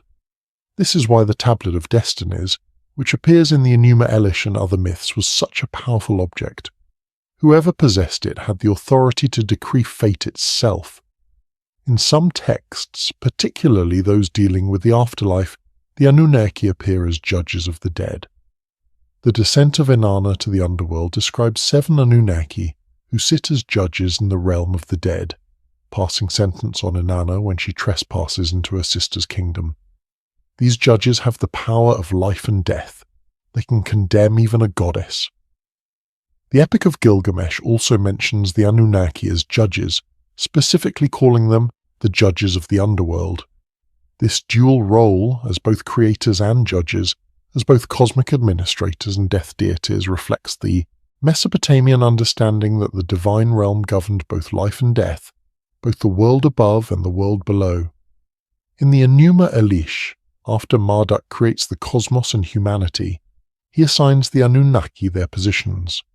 300 are stationed in the heavens to watch over the sky realm.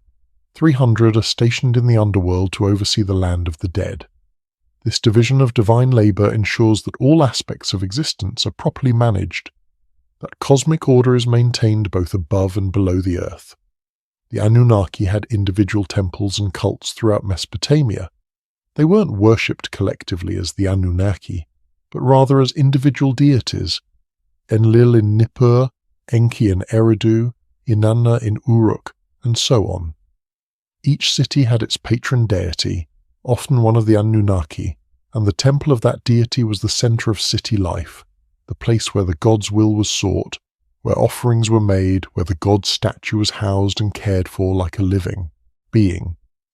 The Babylonian understanding of the Anunnaki continued and modified the earlier Sumerian traditions. As Babylon rose to prominence, Marduk was elevated, and the other Anunnaki were sometimes portrayed as subordinate to him. The political theology of Babylon required that Marduk be supreme, so texts like the Enuma Elish portrayed the other gods as supporting characters in Marduk's cosmic drama, gods who recognized his greatness and willingly submitted to his authority. This is important to understand when we encounter modern claims about the Anunnaki being alien visitors. These claims are based on a fundamental misreading of the texts. The ancient Mesopotamians weren't writing about extraterrestrials. They were developing sophisticated theological and cosmological systems to explain the world as they understood it, to provide meaning and structure to human existence, to justify political hierarchies, and to establish ritual practices. When the Atrahasis epic says the Anunnaki created humans to do their labor, it's not describing genetic engineering by space aliens. It's addressing the theological question of why humans exist and why human life involves toil and hardship. The answer provided is, humans were created to serve the gods, to maintain the cosmic order through ritual and labor. This explains both human purpose and human suffering. It provides a framework for understanding why life is hard but meaningful.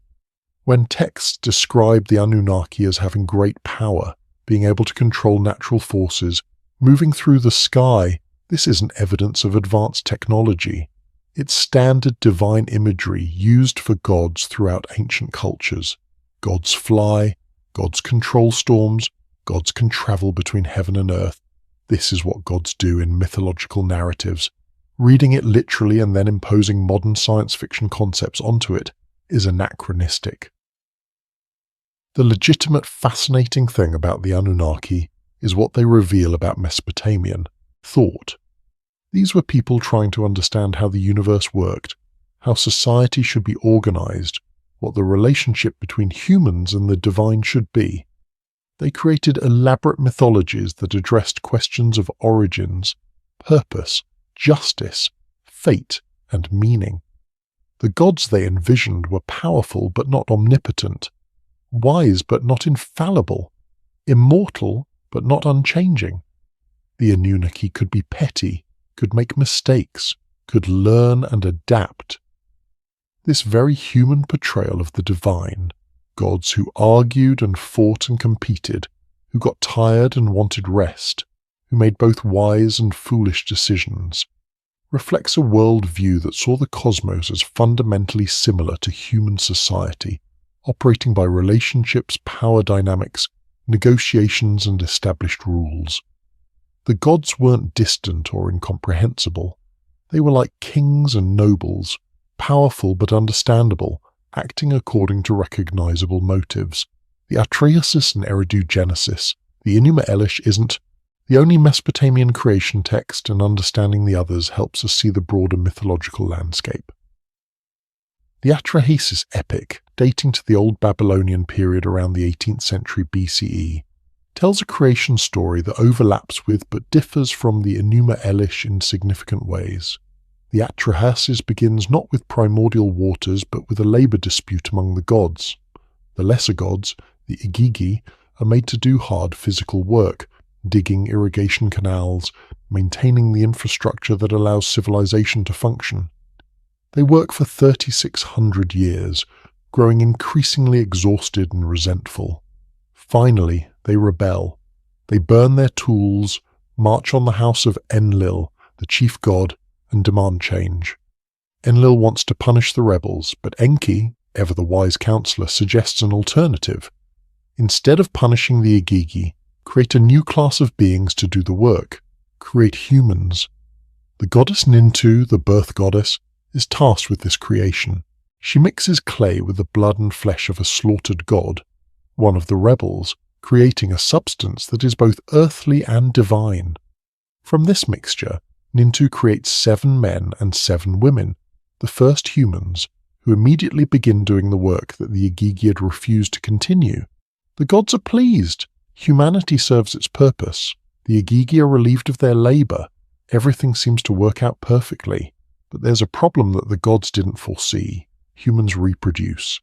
They multiply rapidly, spreading across the earth, building cities, growing numerous, and they make noise.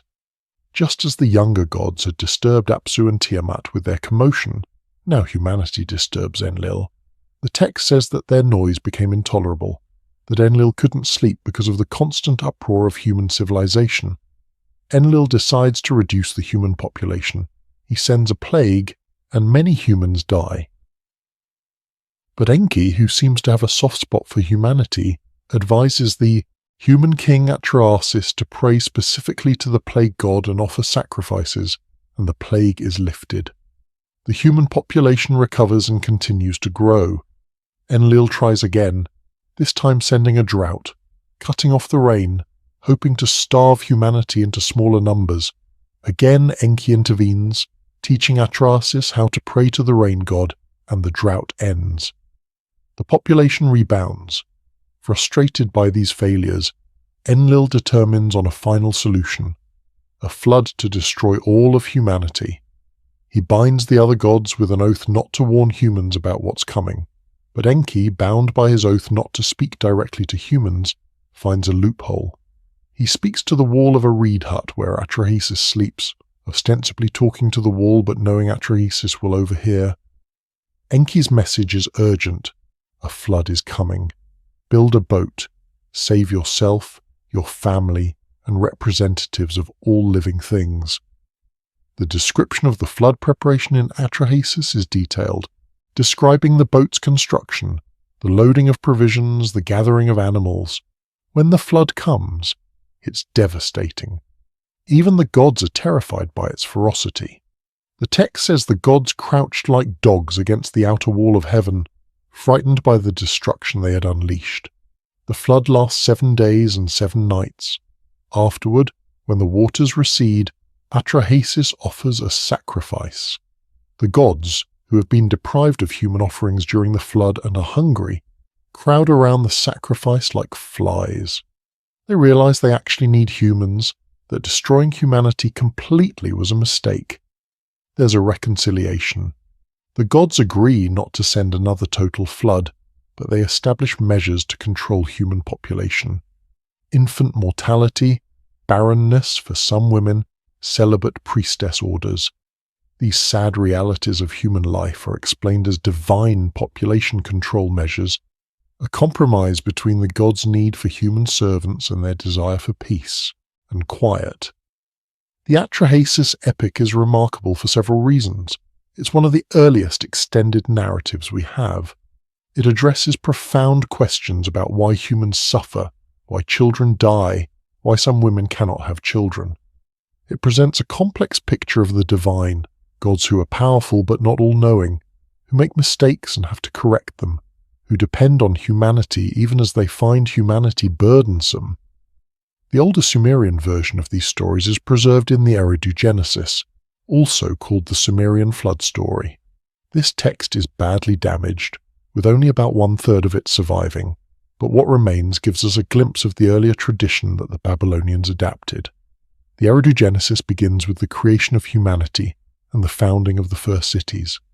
The text lists 5 antediluvian cities: Eridu, Bad Tibira, Larak, Sippar, and Shuruppak. Each city is assigned to a particular god. Kingship is established, and the early kings rule for, impossibly long periods, thousands of years, in a time when the world was young and different. Then comes a break in the text, and when it resumes, we're in the midst of the gods' decision to send the flood. Enlil and An have determined that humanity must be destroyed, though the reason is lost in the damaged portion of the tablet. Enki warns Ziusudra, the king of Shuruppak, about the coming disaster. Ziusudra is described as a pious man who pays attention to divine revelations. The description of the flood itself is fragmentary, but we get key details: 7 days and 7 nights of storm, the boat being tossed on great waters, and then the sun, god Utu, appearing, bringing light back to the world. Ziusudra opens a window in the boat, prostrates himself before Utu, and offers sacrifice of an ox and a sheep. When the flood ends, there's another gap in the text, but when it resumes, we find that the gods An and Enlil have decided to grant Ziusudra eternal life. They transport him to Dilmun, a mythical paradise in the east, where he will dwell forever as a reward for preserving humanity and the animals. This is significant because it establishes a motif that will reappear in later Mesopotamian literature: the idea of one human being granted immortality after surviving the flood. In the Epic of Gilgamesh, this figure is Utnapishtim, and Gilgamesh's quest for immortality leads him to seek out Utnapishtim to learn the secret of eternal life. The flood story appears with variations across multiple Mesopotamian texts: the Eridu Genesis, the Atrahasis, the Epic of Gilgamesh, and later Greek accounts like that of Berossus, a Babylonian priest who wrote in Greek in the 3rd century BCE. Each version has details unique to it, but the core narrative remains consistent. The gods decide to destroy humanity with a flood. One wise man is warned and saves himself and the animals in a boat. The flood covers the earth, the boat lands on a mountain, birds are sent out to test if the waters have receded, and the survivor offers sacrifice that pleases the gods. This narrative pattern clearly influenced the Hebrew Bible's story of Noah. The parallels are too numerous and too specific to be coincidental. The biblical authors knew Mesopotamian flood traditions and adapted them for their own theological purposes, shifting from a polytheistic framework to a monotheistic one, from gods who act on petty motives to a god who acts on moral grounds, from a flood caused by divine annoyance to a flood caused by human wickedness. But the Mesopotamian versions aren't merely earlier. They're more complex in some ways, presenting gods who are flawed, who make poor decisions, who learn from their mistakes. The Atrahasis particularly emphasizes divine fallibility. The gods who created the flood didn't fully understand what they were doing. They scared themselves with their own destructive power. They had to backtrack and compromise. This presents a very different theological vision from later monotheistic traditions. The Mesopotamian gods aren't all-powerful or all-knowing. They're powerful and knowledgeable, certainly far beyond humans, but they have limitations. They can be outsmarted, as Enki repeatedly demonstrates. They can change their minds. They can regret their actions. They operate within a cosmic order that constrains even them. Legacy and influence. The discovery of these Mesopotamian creation texts in the 19th century fundamentally changed how scholars understood the ancient world and the development of religious thought. Suddenly it became clear that many biblical narratives, long assumed to be unique divine revelations, had parallels in much older pagan texts. The flood story, the creation account, even elements of the Garden of Eden narrative, all had Mesopotamian antecedents.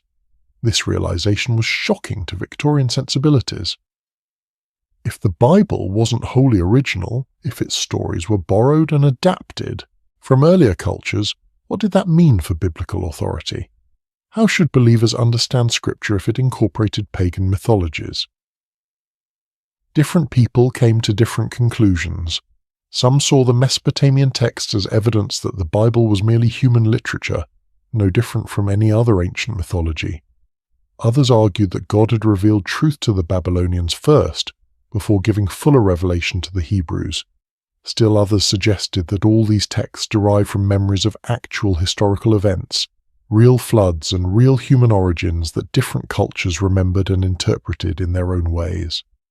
Scholars today generally understand the biblical authors as sophisticated theologians who knew Mesopotamian traditions and deliberately reworked them to serve their own purposes. The Genesis creation account takes the polytheistic chaos battle myth and monotheizes it, transforming Tiamat into the formless deep Tihom, over which God's spirit hovers. The violent combat of Enuma Elish becomes God speaking creation into existence peacefully. The multiple gods become one god. The chaotic primordial waters become simply the raw material that God organizes. Similarly, the biblical flood narrative borrows the boat, the animals, the birds, the landing on a mountain, the sacrifice, but changes the meaning. Noah isn't warned by a clever god trying to outmaneuver other gods. Noah is chosen by the one God because Noah is righteous. The flood isn't sent because humanity makes too much noise. It's sent because humanity has become wicked. The story shifts from divine pettiness to divine justice. This kind of theological adaptation wasn't dishonest or plagiaristic by ancient standards. Ancient authors regularly took existing stories and reshaped them. What mattered wasn't the plot points, but the meaning, the message, the theological truth being conveyed. By taking Mesopotamian narratives and recasting them in monotheistic terms, the Hebrew authors were making a profound claim. Our God is greater than their gods. Our understanding is deeper than their understanding. But we're engaging with the same fundamental questions about creation, flood, and human origins. The influence of Mesopotamian creation myths extends beyond Judaism and Christianity. Islamic tradition also includes flood narratives, and while these derive more directly from Jewish and Christian sources, they too ultimately trace back to those Mesopotamian prototypes. Various cultures around the world have flood myths, leading some scholars to speculate about a collective memory of catastrophic floods in human prehistory, perhaps related to the end of the last ice age and rising sea levels. Archaeological evidence does show that Mesopotamia experienced significant flooding events. River floods from the Tigris and Euphrates were regular occurrences, and particularly severe floods left sediment layers that have been radiocarbon dated. There's a flood layer at Shurpak from around 2900 BCE that might have inspired some of the earliest flood traditions. But there's no evidence of a worldwide flood covering all mountains and destroying all life, except what was on an ark. The flood myths remember localized but devastating events, expanded in the retelling into cosmic catastrophes. In modern popular culture, the Mesopotamian creation myths have taken on new life, often in ways that would baffle the ancient scribes who wrote them. The Anunnaki have become staples of alternative history and ancient astronaut theories, claimed as space aliens who genetically engineered humans and created civilization. These interpretations aren't supported by actual scholarship, but they're popular because they offer simple explanations for complex questions. How did ancient peoples build impressive structures? Aliens helped them. Why do creation myths talk about gods coming from the sky? Because they were space travelers. The reality is more interesting than the pseudoscience. The Mesopotamians didn't need alien intervention to create civilization. They were brilliant, innovative, hard-working people who developed writing, mathematics, astronomy, law, literature, and complex urban societies through their own efforts over thousands of years. Their myths weren't garbled accounts of extraterrestrial contact. They were sophisticated attempts to understand existence using the conceptual tools available to them. When we read the Enuma Elish today, we should read it as what it is: a masterwork of ancient theology and cosmology, a text that grappled with the deepest questions humans can ask, a narrative that provided meaning and structure to a civilization that flourished for millennia. It's not scientific or historical in the modern sense, but it wasn't trying to be. It was trying to explain why there is something rather than nothing, why that something is ordered rather than chaotic, why humans exist and what our purpose is.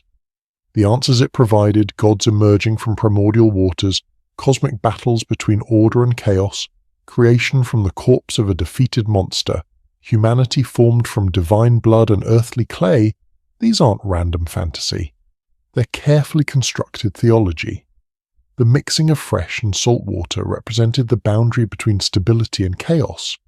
The combat between Marduk and Tiamat represented the ongoing struggle to maintain order against the forces of dissolution. The creation of humans from a rebel god's blood explained human nature, partly divine, capable of great things, but also rebellious, prone to cause trouble. These texts gave the Babylonians a framework for understanding their world, for organizing their society, for conducting their rituals, for making sense of suffering and joy, birth and death, flood and drought. The texts were practical theology, serving real needs in real communities, helping people navigate the complexities of existence. And that's what makes them worth studying today, not because they contain hidden scientific knowledge or encoded messages from ancient astronauts, but because they show us how humans have always tried to answer the questions that matter most. The Sumerians and Babylonians asked, "Where did we come from? Why are we here? What is our relationship to the divine? What forces shape our world?" We're still asking those questions. Our answers have changed, our methods have evolved, our understanding has deepened. But the fundamental human need to make meaning, to find purpose, to connect our individual lives to something larger than ourselves, that hasn't changed. When we read the 7 tablets of creation, we're reading the thoughts of people who shared that need, who wrestled with those questions, and who created something profound in their attempts to answer. The clay tablets that survived fires and floods, that lay buried for millennia, that were painstakingly recovered and pieced together, and translated, give us access to voices from the deep past, human voices asking human questions, seeking human understanding. That's the real wonder here. Not aliens or ancient high technology, but the enduring human capacity for deep thought, for creative mythology, for building structures of meaning that can last thousands of years.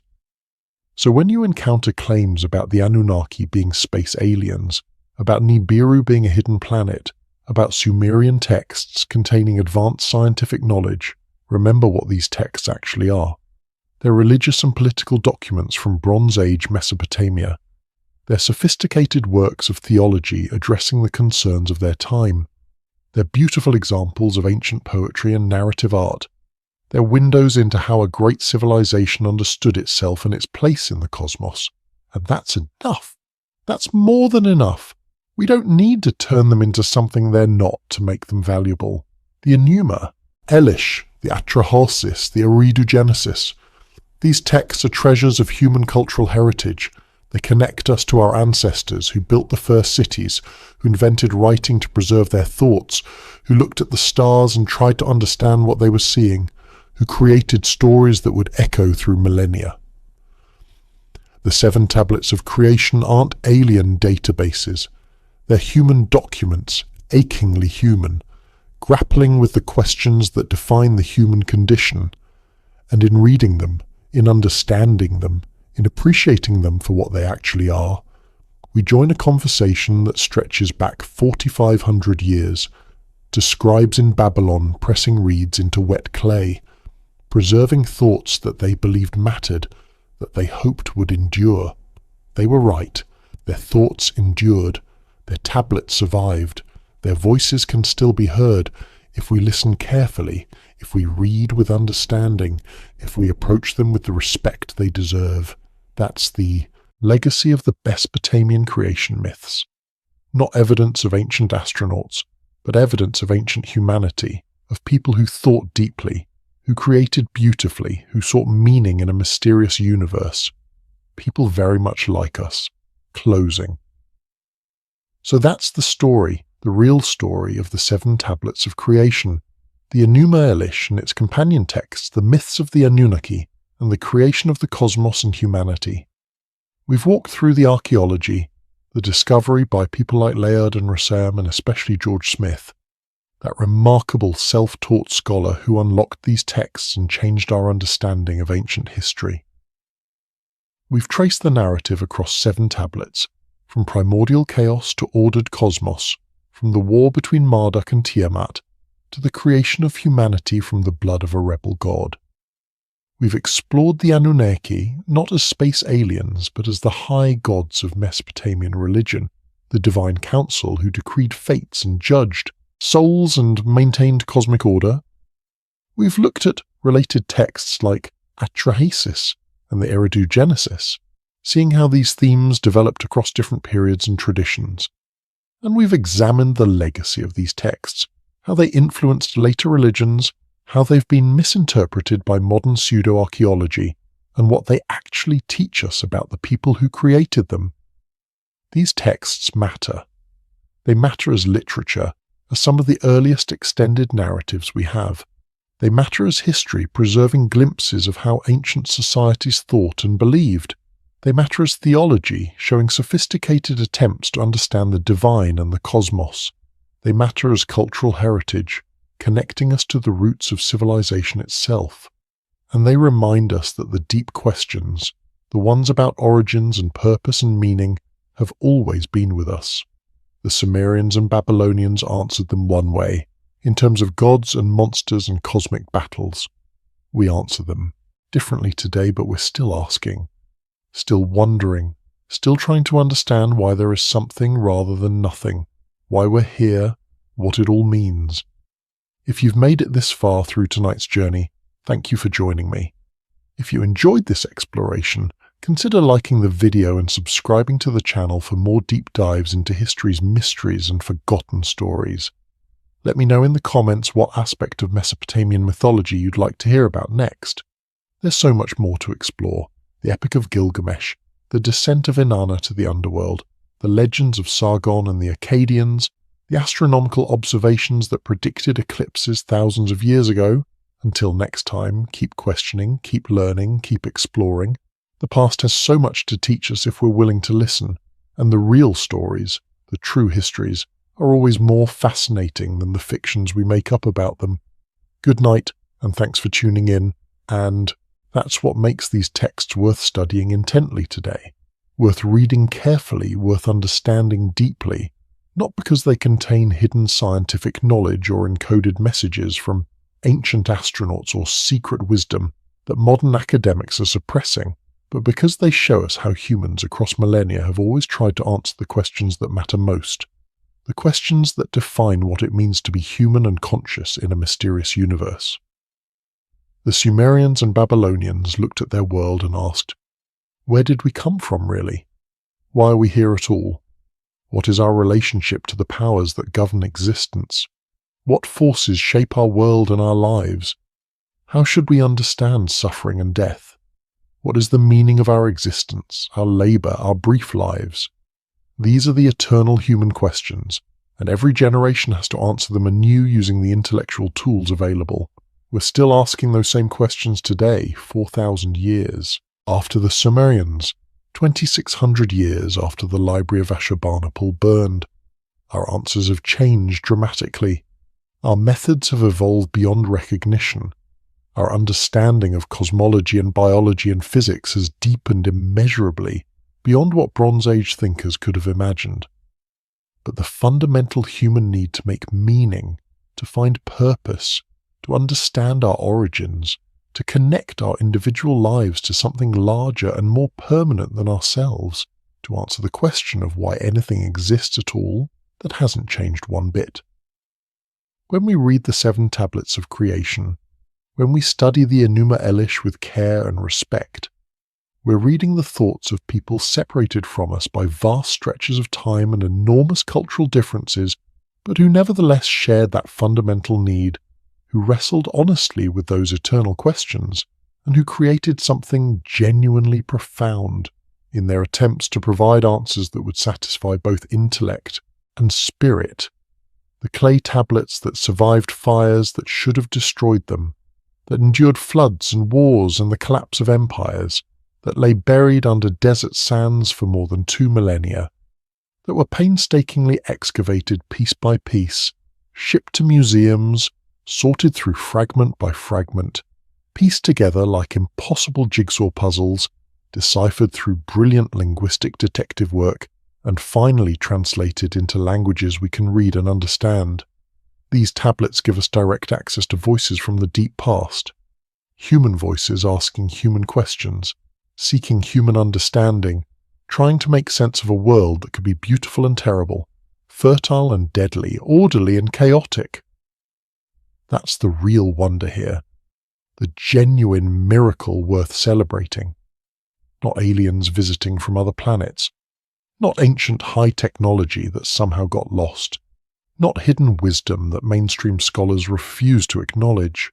The real wonder is the enduring human capacity for deep thought, for creative mythology, for philosophical inquiry, for building elaborate structures of meaning that could provide genuine intellectual and spiritual satisfaction to millions of people across centuries, structures of meaning so powerful and so carefully constructed that they could last thousands of years, surviving the complete destruction of the civilization that created them. So when you encounter claims about the Anunnaki being space aliens from the planet Nibiru, when you hear arguments that Sumerian texts contain advanced scientific knowledge that proves ancient astronaut contact, when you see documentaries claiming that mainstream archaeologists are hiding evidence of extraterrestrial intervention in human history, please remember what these texts actually are, what they actually contain, what they actually meant to the people who wrote them and read them and believed them. They're religious and political documents from Bronze Age Mesopotamia, created by human hands and human minds. They're sophisticated works of theology, addressing the deepest concerns of their time and place.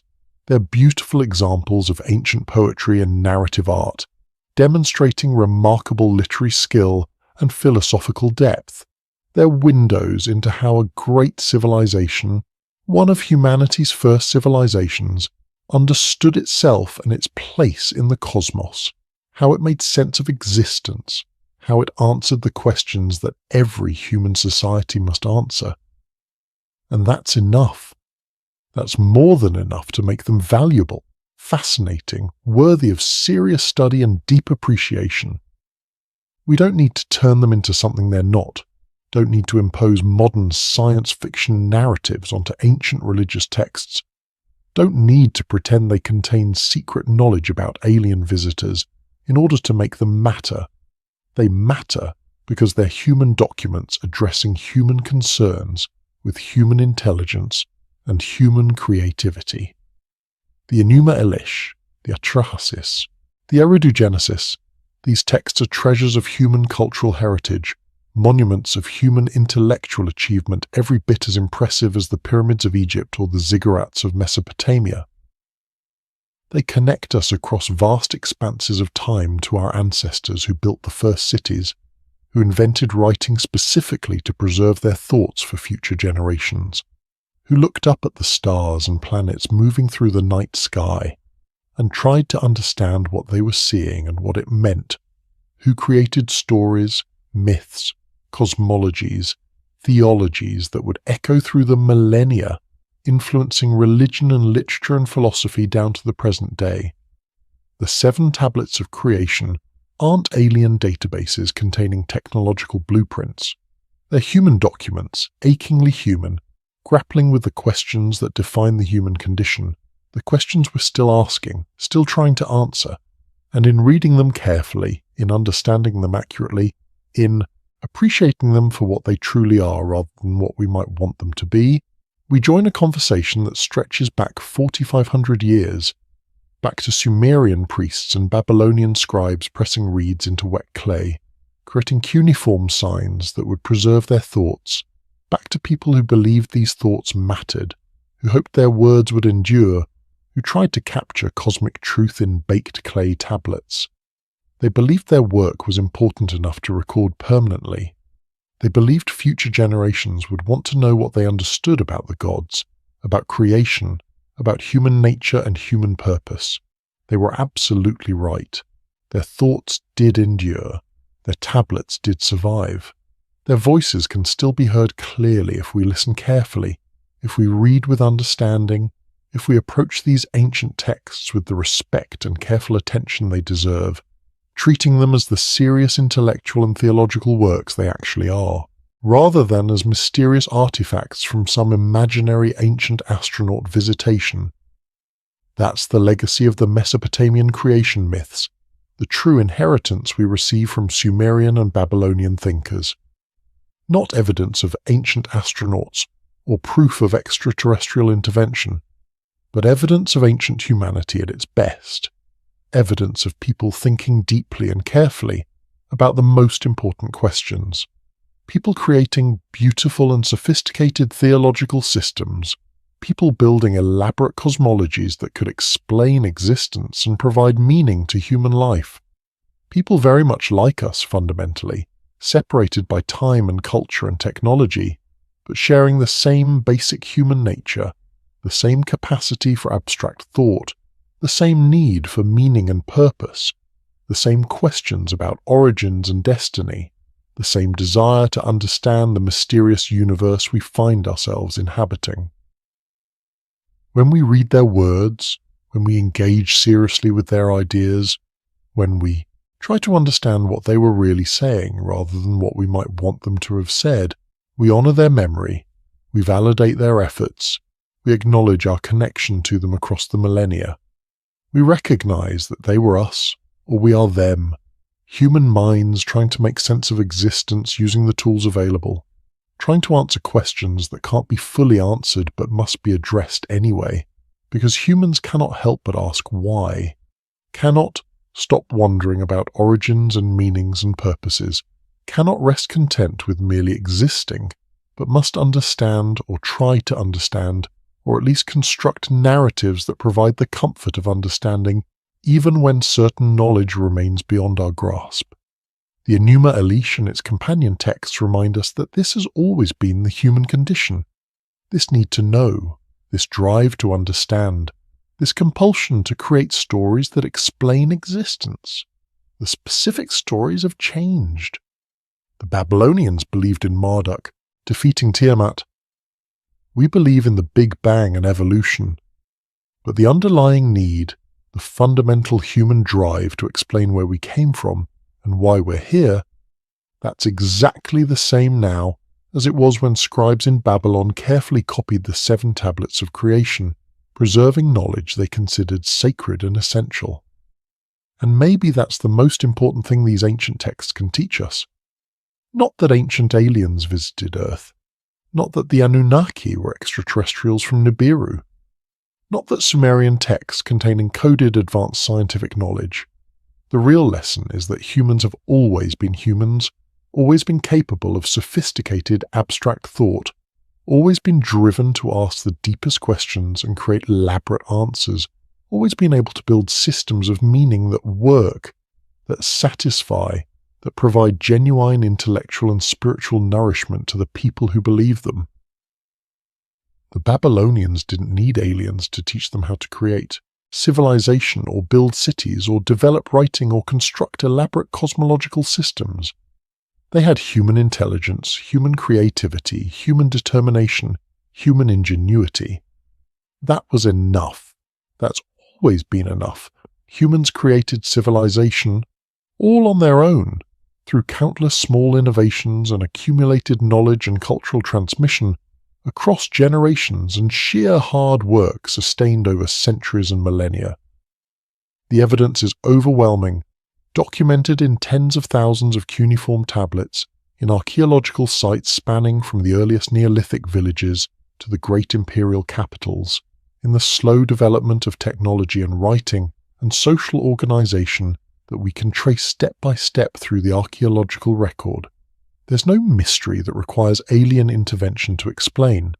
There's just human history, human achievement, human civilization built by human hands and human minds. When we honor that truth, when we acknowledge what humans accomplished in ancient Mesopotamia through their own efforts, we honor both them and ourselves. We recognize the continuity of human nature across time. We celebrate human capacity for achievement.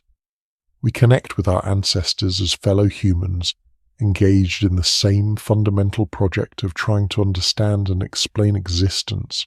That's what the 7 tablets of creation really offer us.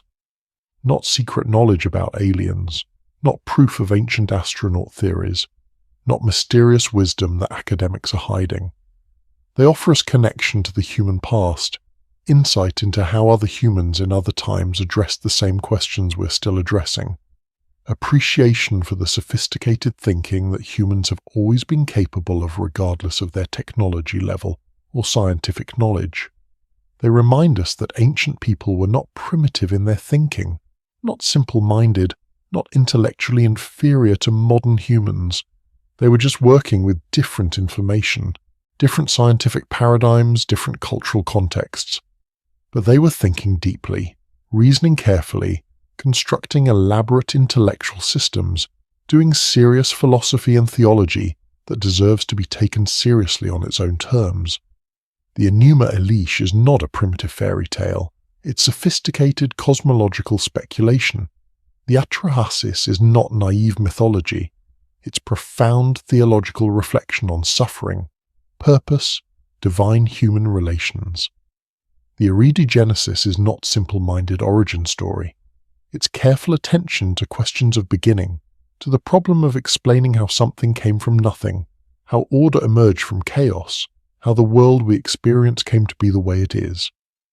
These texts deserve our respect, our careful study, our honest engagement. They deserve to be understood accurately rather than sensationalized with pseudo-scientific theories. They deserve to be appreciated for what they actually are, actual ancient religious and cosmological documents from one of humanity's first great civilizations, rather than being conscripted into modern conspiracy theories about hidden history and alien visitors. The genuine story of these texts, the actual history of their composition and preservation and rediscovery, is fascinating enough without embellishment. Think about the journey these tablets took. Created originally in Babylon sometime around the 12th century BCE, perhaps earlier, certainly drawing on even older Sumerian traditions from the 3rd millennium BCE. Copied and recopied by generations of scribes, carefully preserved in libraries, treated as sacred texts containing essential cosmological knowledge.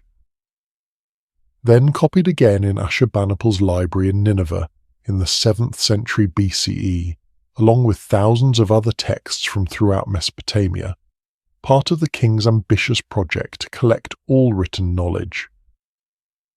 Then, surviving the destruction of Nineveh when the city burned in 612 BCE, the fires, inadvertently baking the tablets hard, preserving them, then buried under accumulating rubble and sand for over 2,000 years, then excavated in the 1840s and 1850s by Layard and Rassam, shipped to the British Museum, where they sat in storage for years because nobody could read them yet, then sorted and pieced together by George Smith in the 1860s and 1870s, that remarkable self-taught scholar who dedicated his life to understanding these texts, then gradually translated and published, becoming available to scholars worldwide, then studied and interpreted by generations of Assyriologists, each discovery, each new tablet fragment, each improved translation adding to our understanding, and now available to anyone with internet access. You can go online right now and read complete translations of the Enuma Elish, the Atrahasis, the Eridu Genesis. You can look at photographs of the actual tablets. You can read scholarly articles analyzing every aspect of these texts. Knowledge that was hidden for millennia, that required years of specialized study to access even after the tablets were rediscovered, is now freely available to anyone curious enough to seek it out. That's the real magic here. Not that ancient aliens left secret knowledge encoded in Sumerian tablets.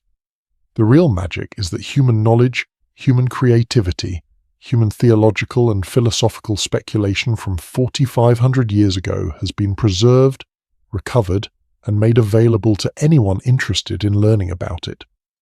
That's genuinely miraculous in its way, the survival of thought across such vast expanses of time, the preservation of human voices from civilizations that have been dust for millennia.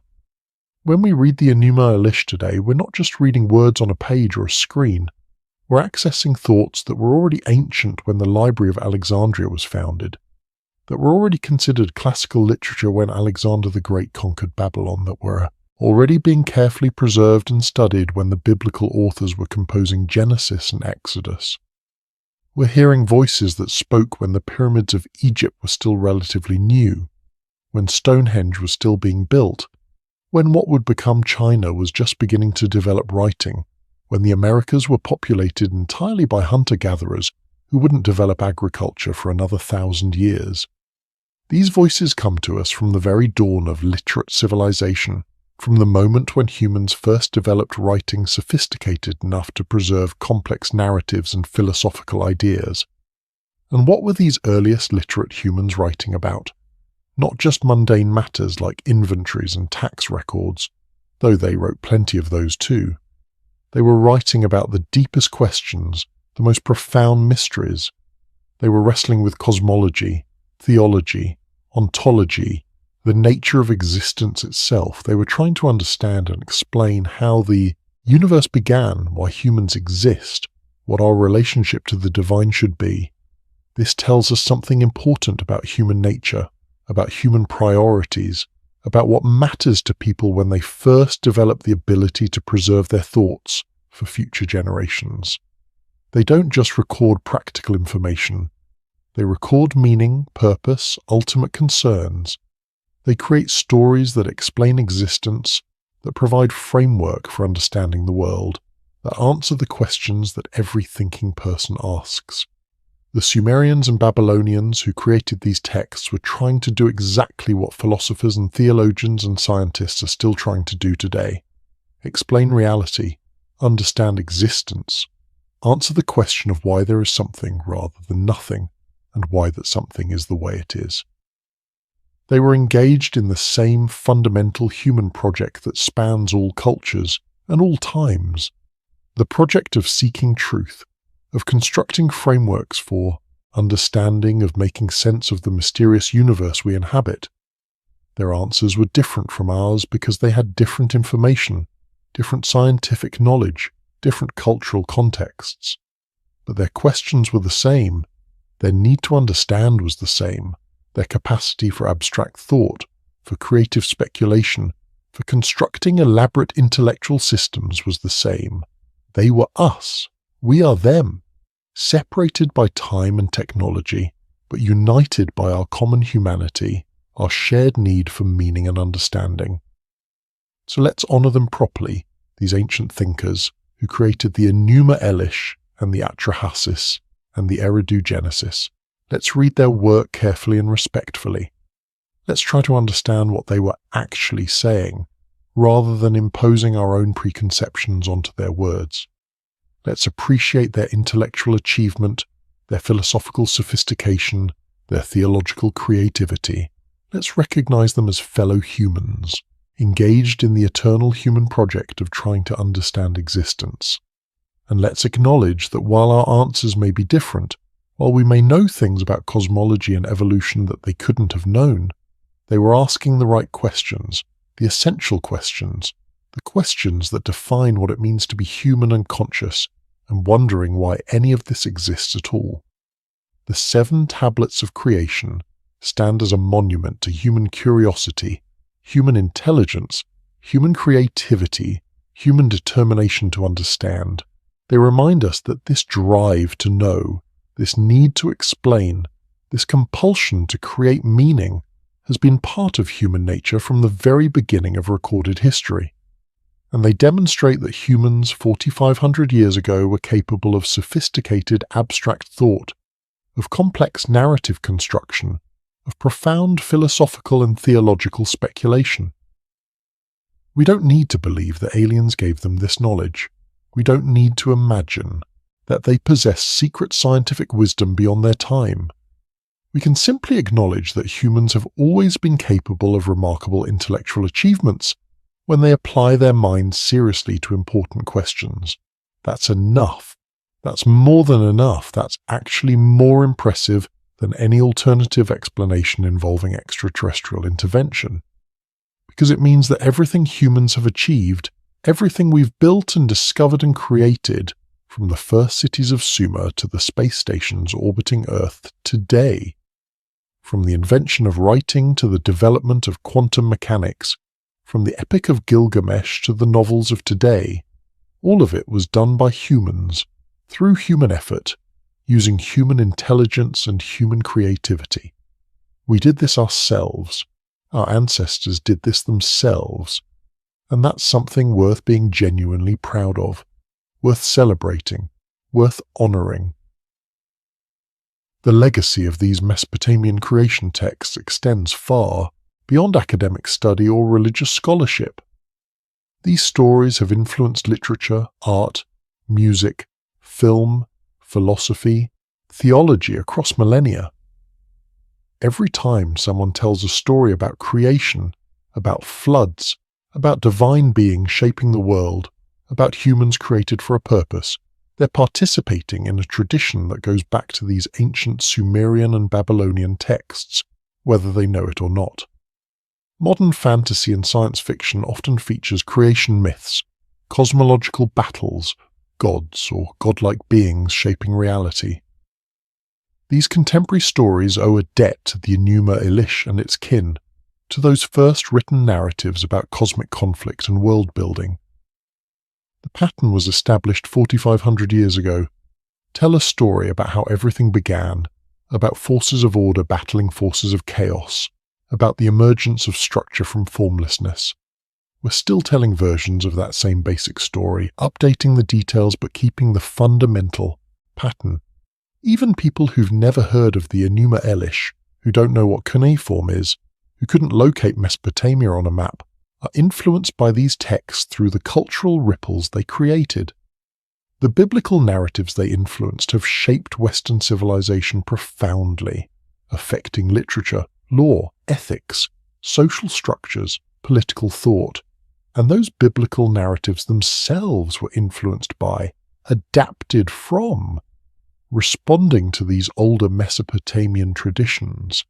You can't fully understand the Bible without understanding its Mesopotamian context, without knowing about the texts that biblical authors knew and were responding to, without grasping how they took older narratives and transformed them for their own purposes. You can't fully appreciate what makes Genesis distinctive as a creation narrative without comparing it to the Enuma Elish and seeing both the similarities and the crucial differences. You can't understand the Noah story without knowing about Atrahasis and Ziusudra and Utnapishtim, without seeing how the Hebrew authors adapted the ancient Mesopotamian flood tradition. This doesn't diminish the Bible. If anything, it enhances our appreciation for what the biblical authors accomplished, showing how skillfully they reworked existing material, how thoughtfully they transformed polytheistic mythology into monotheistic theology, how carefully they crafted narratives that conveyed their own distinctive religious vision, while engaging with the broader cultural conversation of the ancient Near East. The discovery of these Mesopotamian texts in the 19th century opened up entirely new ways of understanding ancient history, ancient literature, ancient religion. It demonstrated that biblical texts weren't isolated, weren't created in a vacuum, but were part of a rich and complex literary tradition that spanned the ancient Near East. It showed that the ancient world was interconnected, that ideas and stories traveled between cultures, that civilizations influenced each other through trade, conquest, migration, cultural exchange. It revealed that ancient peoples were sophisticated thinkers who created elaborate intellectual systems, who wrestled with the same fundamental questions that concern philosophers and theologians today, who developed rich literary traditions long before Greece or Rome, who laid foundations that later civilizations would build upon. It demonstrated that human cultural achievement extends back far beyond what people in the 19th century imagined, that written literature and sophisticated theological thinking existed millennia before Homer or the Hebrew prophets. For modern readers approaching these texts for the first time, perhaps the most striking thing is how relatable they are despite their antiquity. The gods in these stories have recognizable personalities, understandable motivations. They get angry, they make mistakes, they regret their decisions, they argue with each other, they form alliances and enmities. They're not alien or incomprehensible. They're vividly human in their portrayal, even while possessing divine powers. And the humans in these stories, when they appear, are similarly relatable. Atrahasis isn't some perfect saint or legendary hero. He's just a wise and pious man trying to survive disaster, trying to save his family, trying to do what's right despite overwhelming circumstances. We can understand his fear when he learns about the coming flood. We can understand his determination to build the boat despite the enormity of the task. We can understand his relief and gratitude when the flood ends and he survives. These are human stories told by humans about human concerns, about how to live in a world governed by powers beyond our control, about how to maintain hope in the face of disaster, about how to find meaning and purpose in lives that seem short and fragile compared to the eternity of the cosmos. They're stories about trying to understand our place in reality, about trying to make sense of suffering and death, about trying to explain why things are the way they are. And they're stories that still resonate because the questions they address haven't been fully answered even today with all our scientific knowledge and philosophical sophistication. We still don't know why the universe exists rather than not existing. We still wrestle with the problem of suffering and evil. We still seek meaning and purpose. We still wonder about our origins and our ultimate destiny. The Sumerians and Babylonians asked these questions 4,000 years ago, and we're still asking them now. Maybe the real lesson of the 7 tablets of creation is that some questions are perennial, eternal, always relevant regardless of how much our factual knowledge increases. Maybe the real value of these ancient texts is not in the specific answers they provide, which reflect the scientific understanding and theological assumptions of their time, but in the questions they grapple with, questions that every human culture must address, questions that help define what it means to be human. When we read these texts today, we should read them not as outdated explanations to be dismissed, or as secret wisdom to be uncritically accepted, but as evidence of humans doing what humans do, trying to understand, trying to explain, trying to create frameworks that make existence meaningful and comprehensible. We should appreciate them as early and remarkably successful attempts at a task that humans are still engaged in, the task of making sense of reality, of constructing cosmologies and philosophies and theologies that satisfy both our rational minds and our spiritual needs. That's what makes the Enuma Elish and the Atrahasis and the Eridu Genesis worth studying, worth preserving, worth sharing with new generations. Not because they contain literal scientific truth about the origin of the universe or factual history of ancient astronaut visitations, but because they represent humans at their best, thinking deeply, questioning boldly, creating beautifully, constructing elaborate intellectual systems that provided genuine satisfaction to millions of people across centuries. And on that note, that's where we'll end tonight's journey through the 7 tablets of creation, through the Mesopotamian myths of the Anunnaki and the cosmic battle between Marduk and Tiamat, through the creation of humanity from divine blood and earthly clay, through all the sophisticated theological speculation that Bronze Age thinkers devoted to explaining the fundamental mysteries of existence.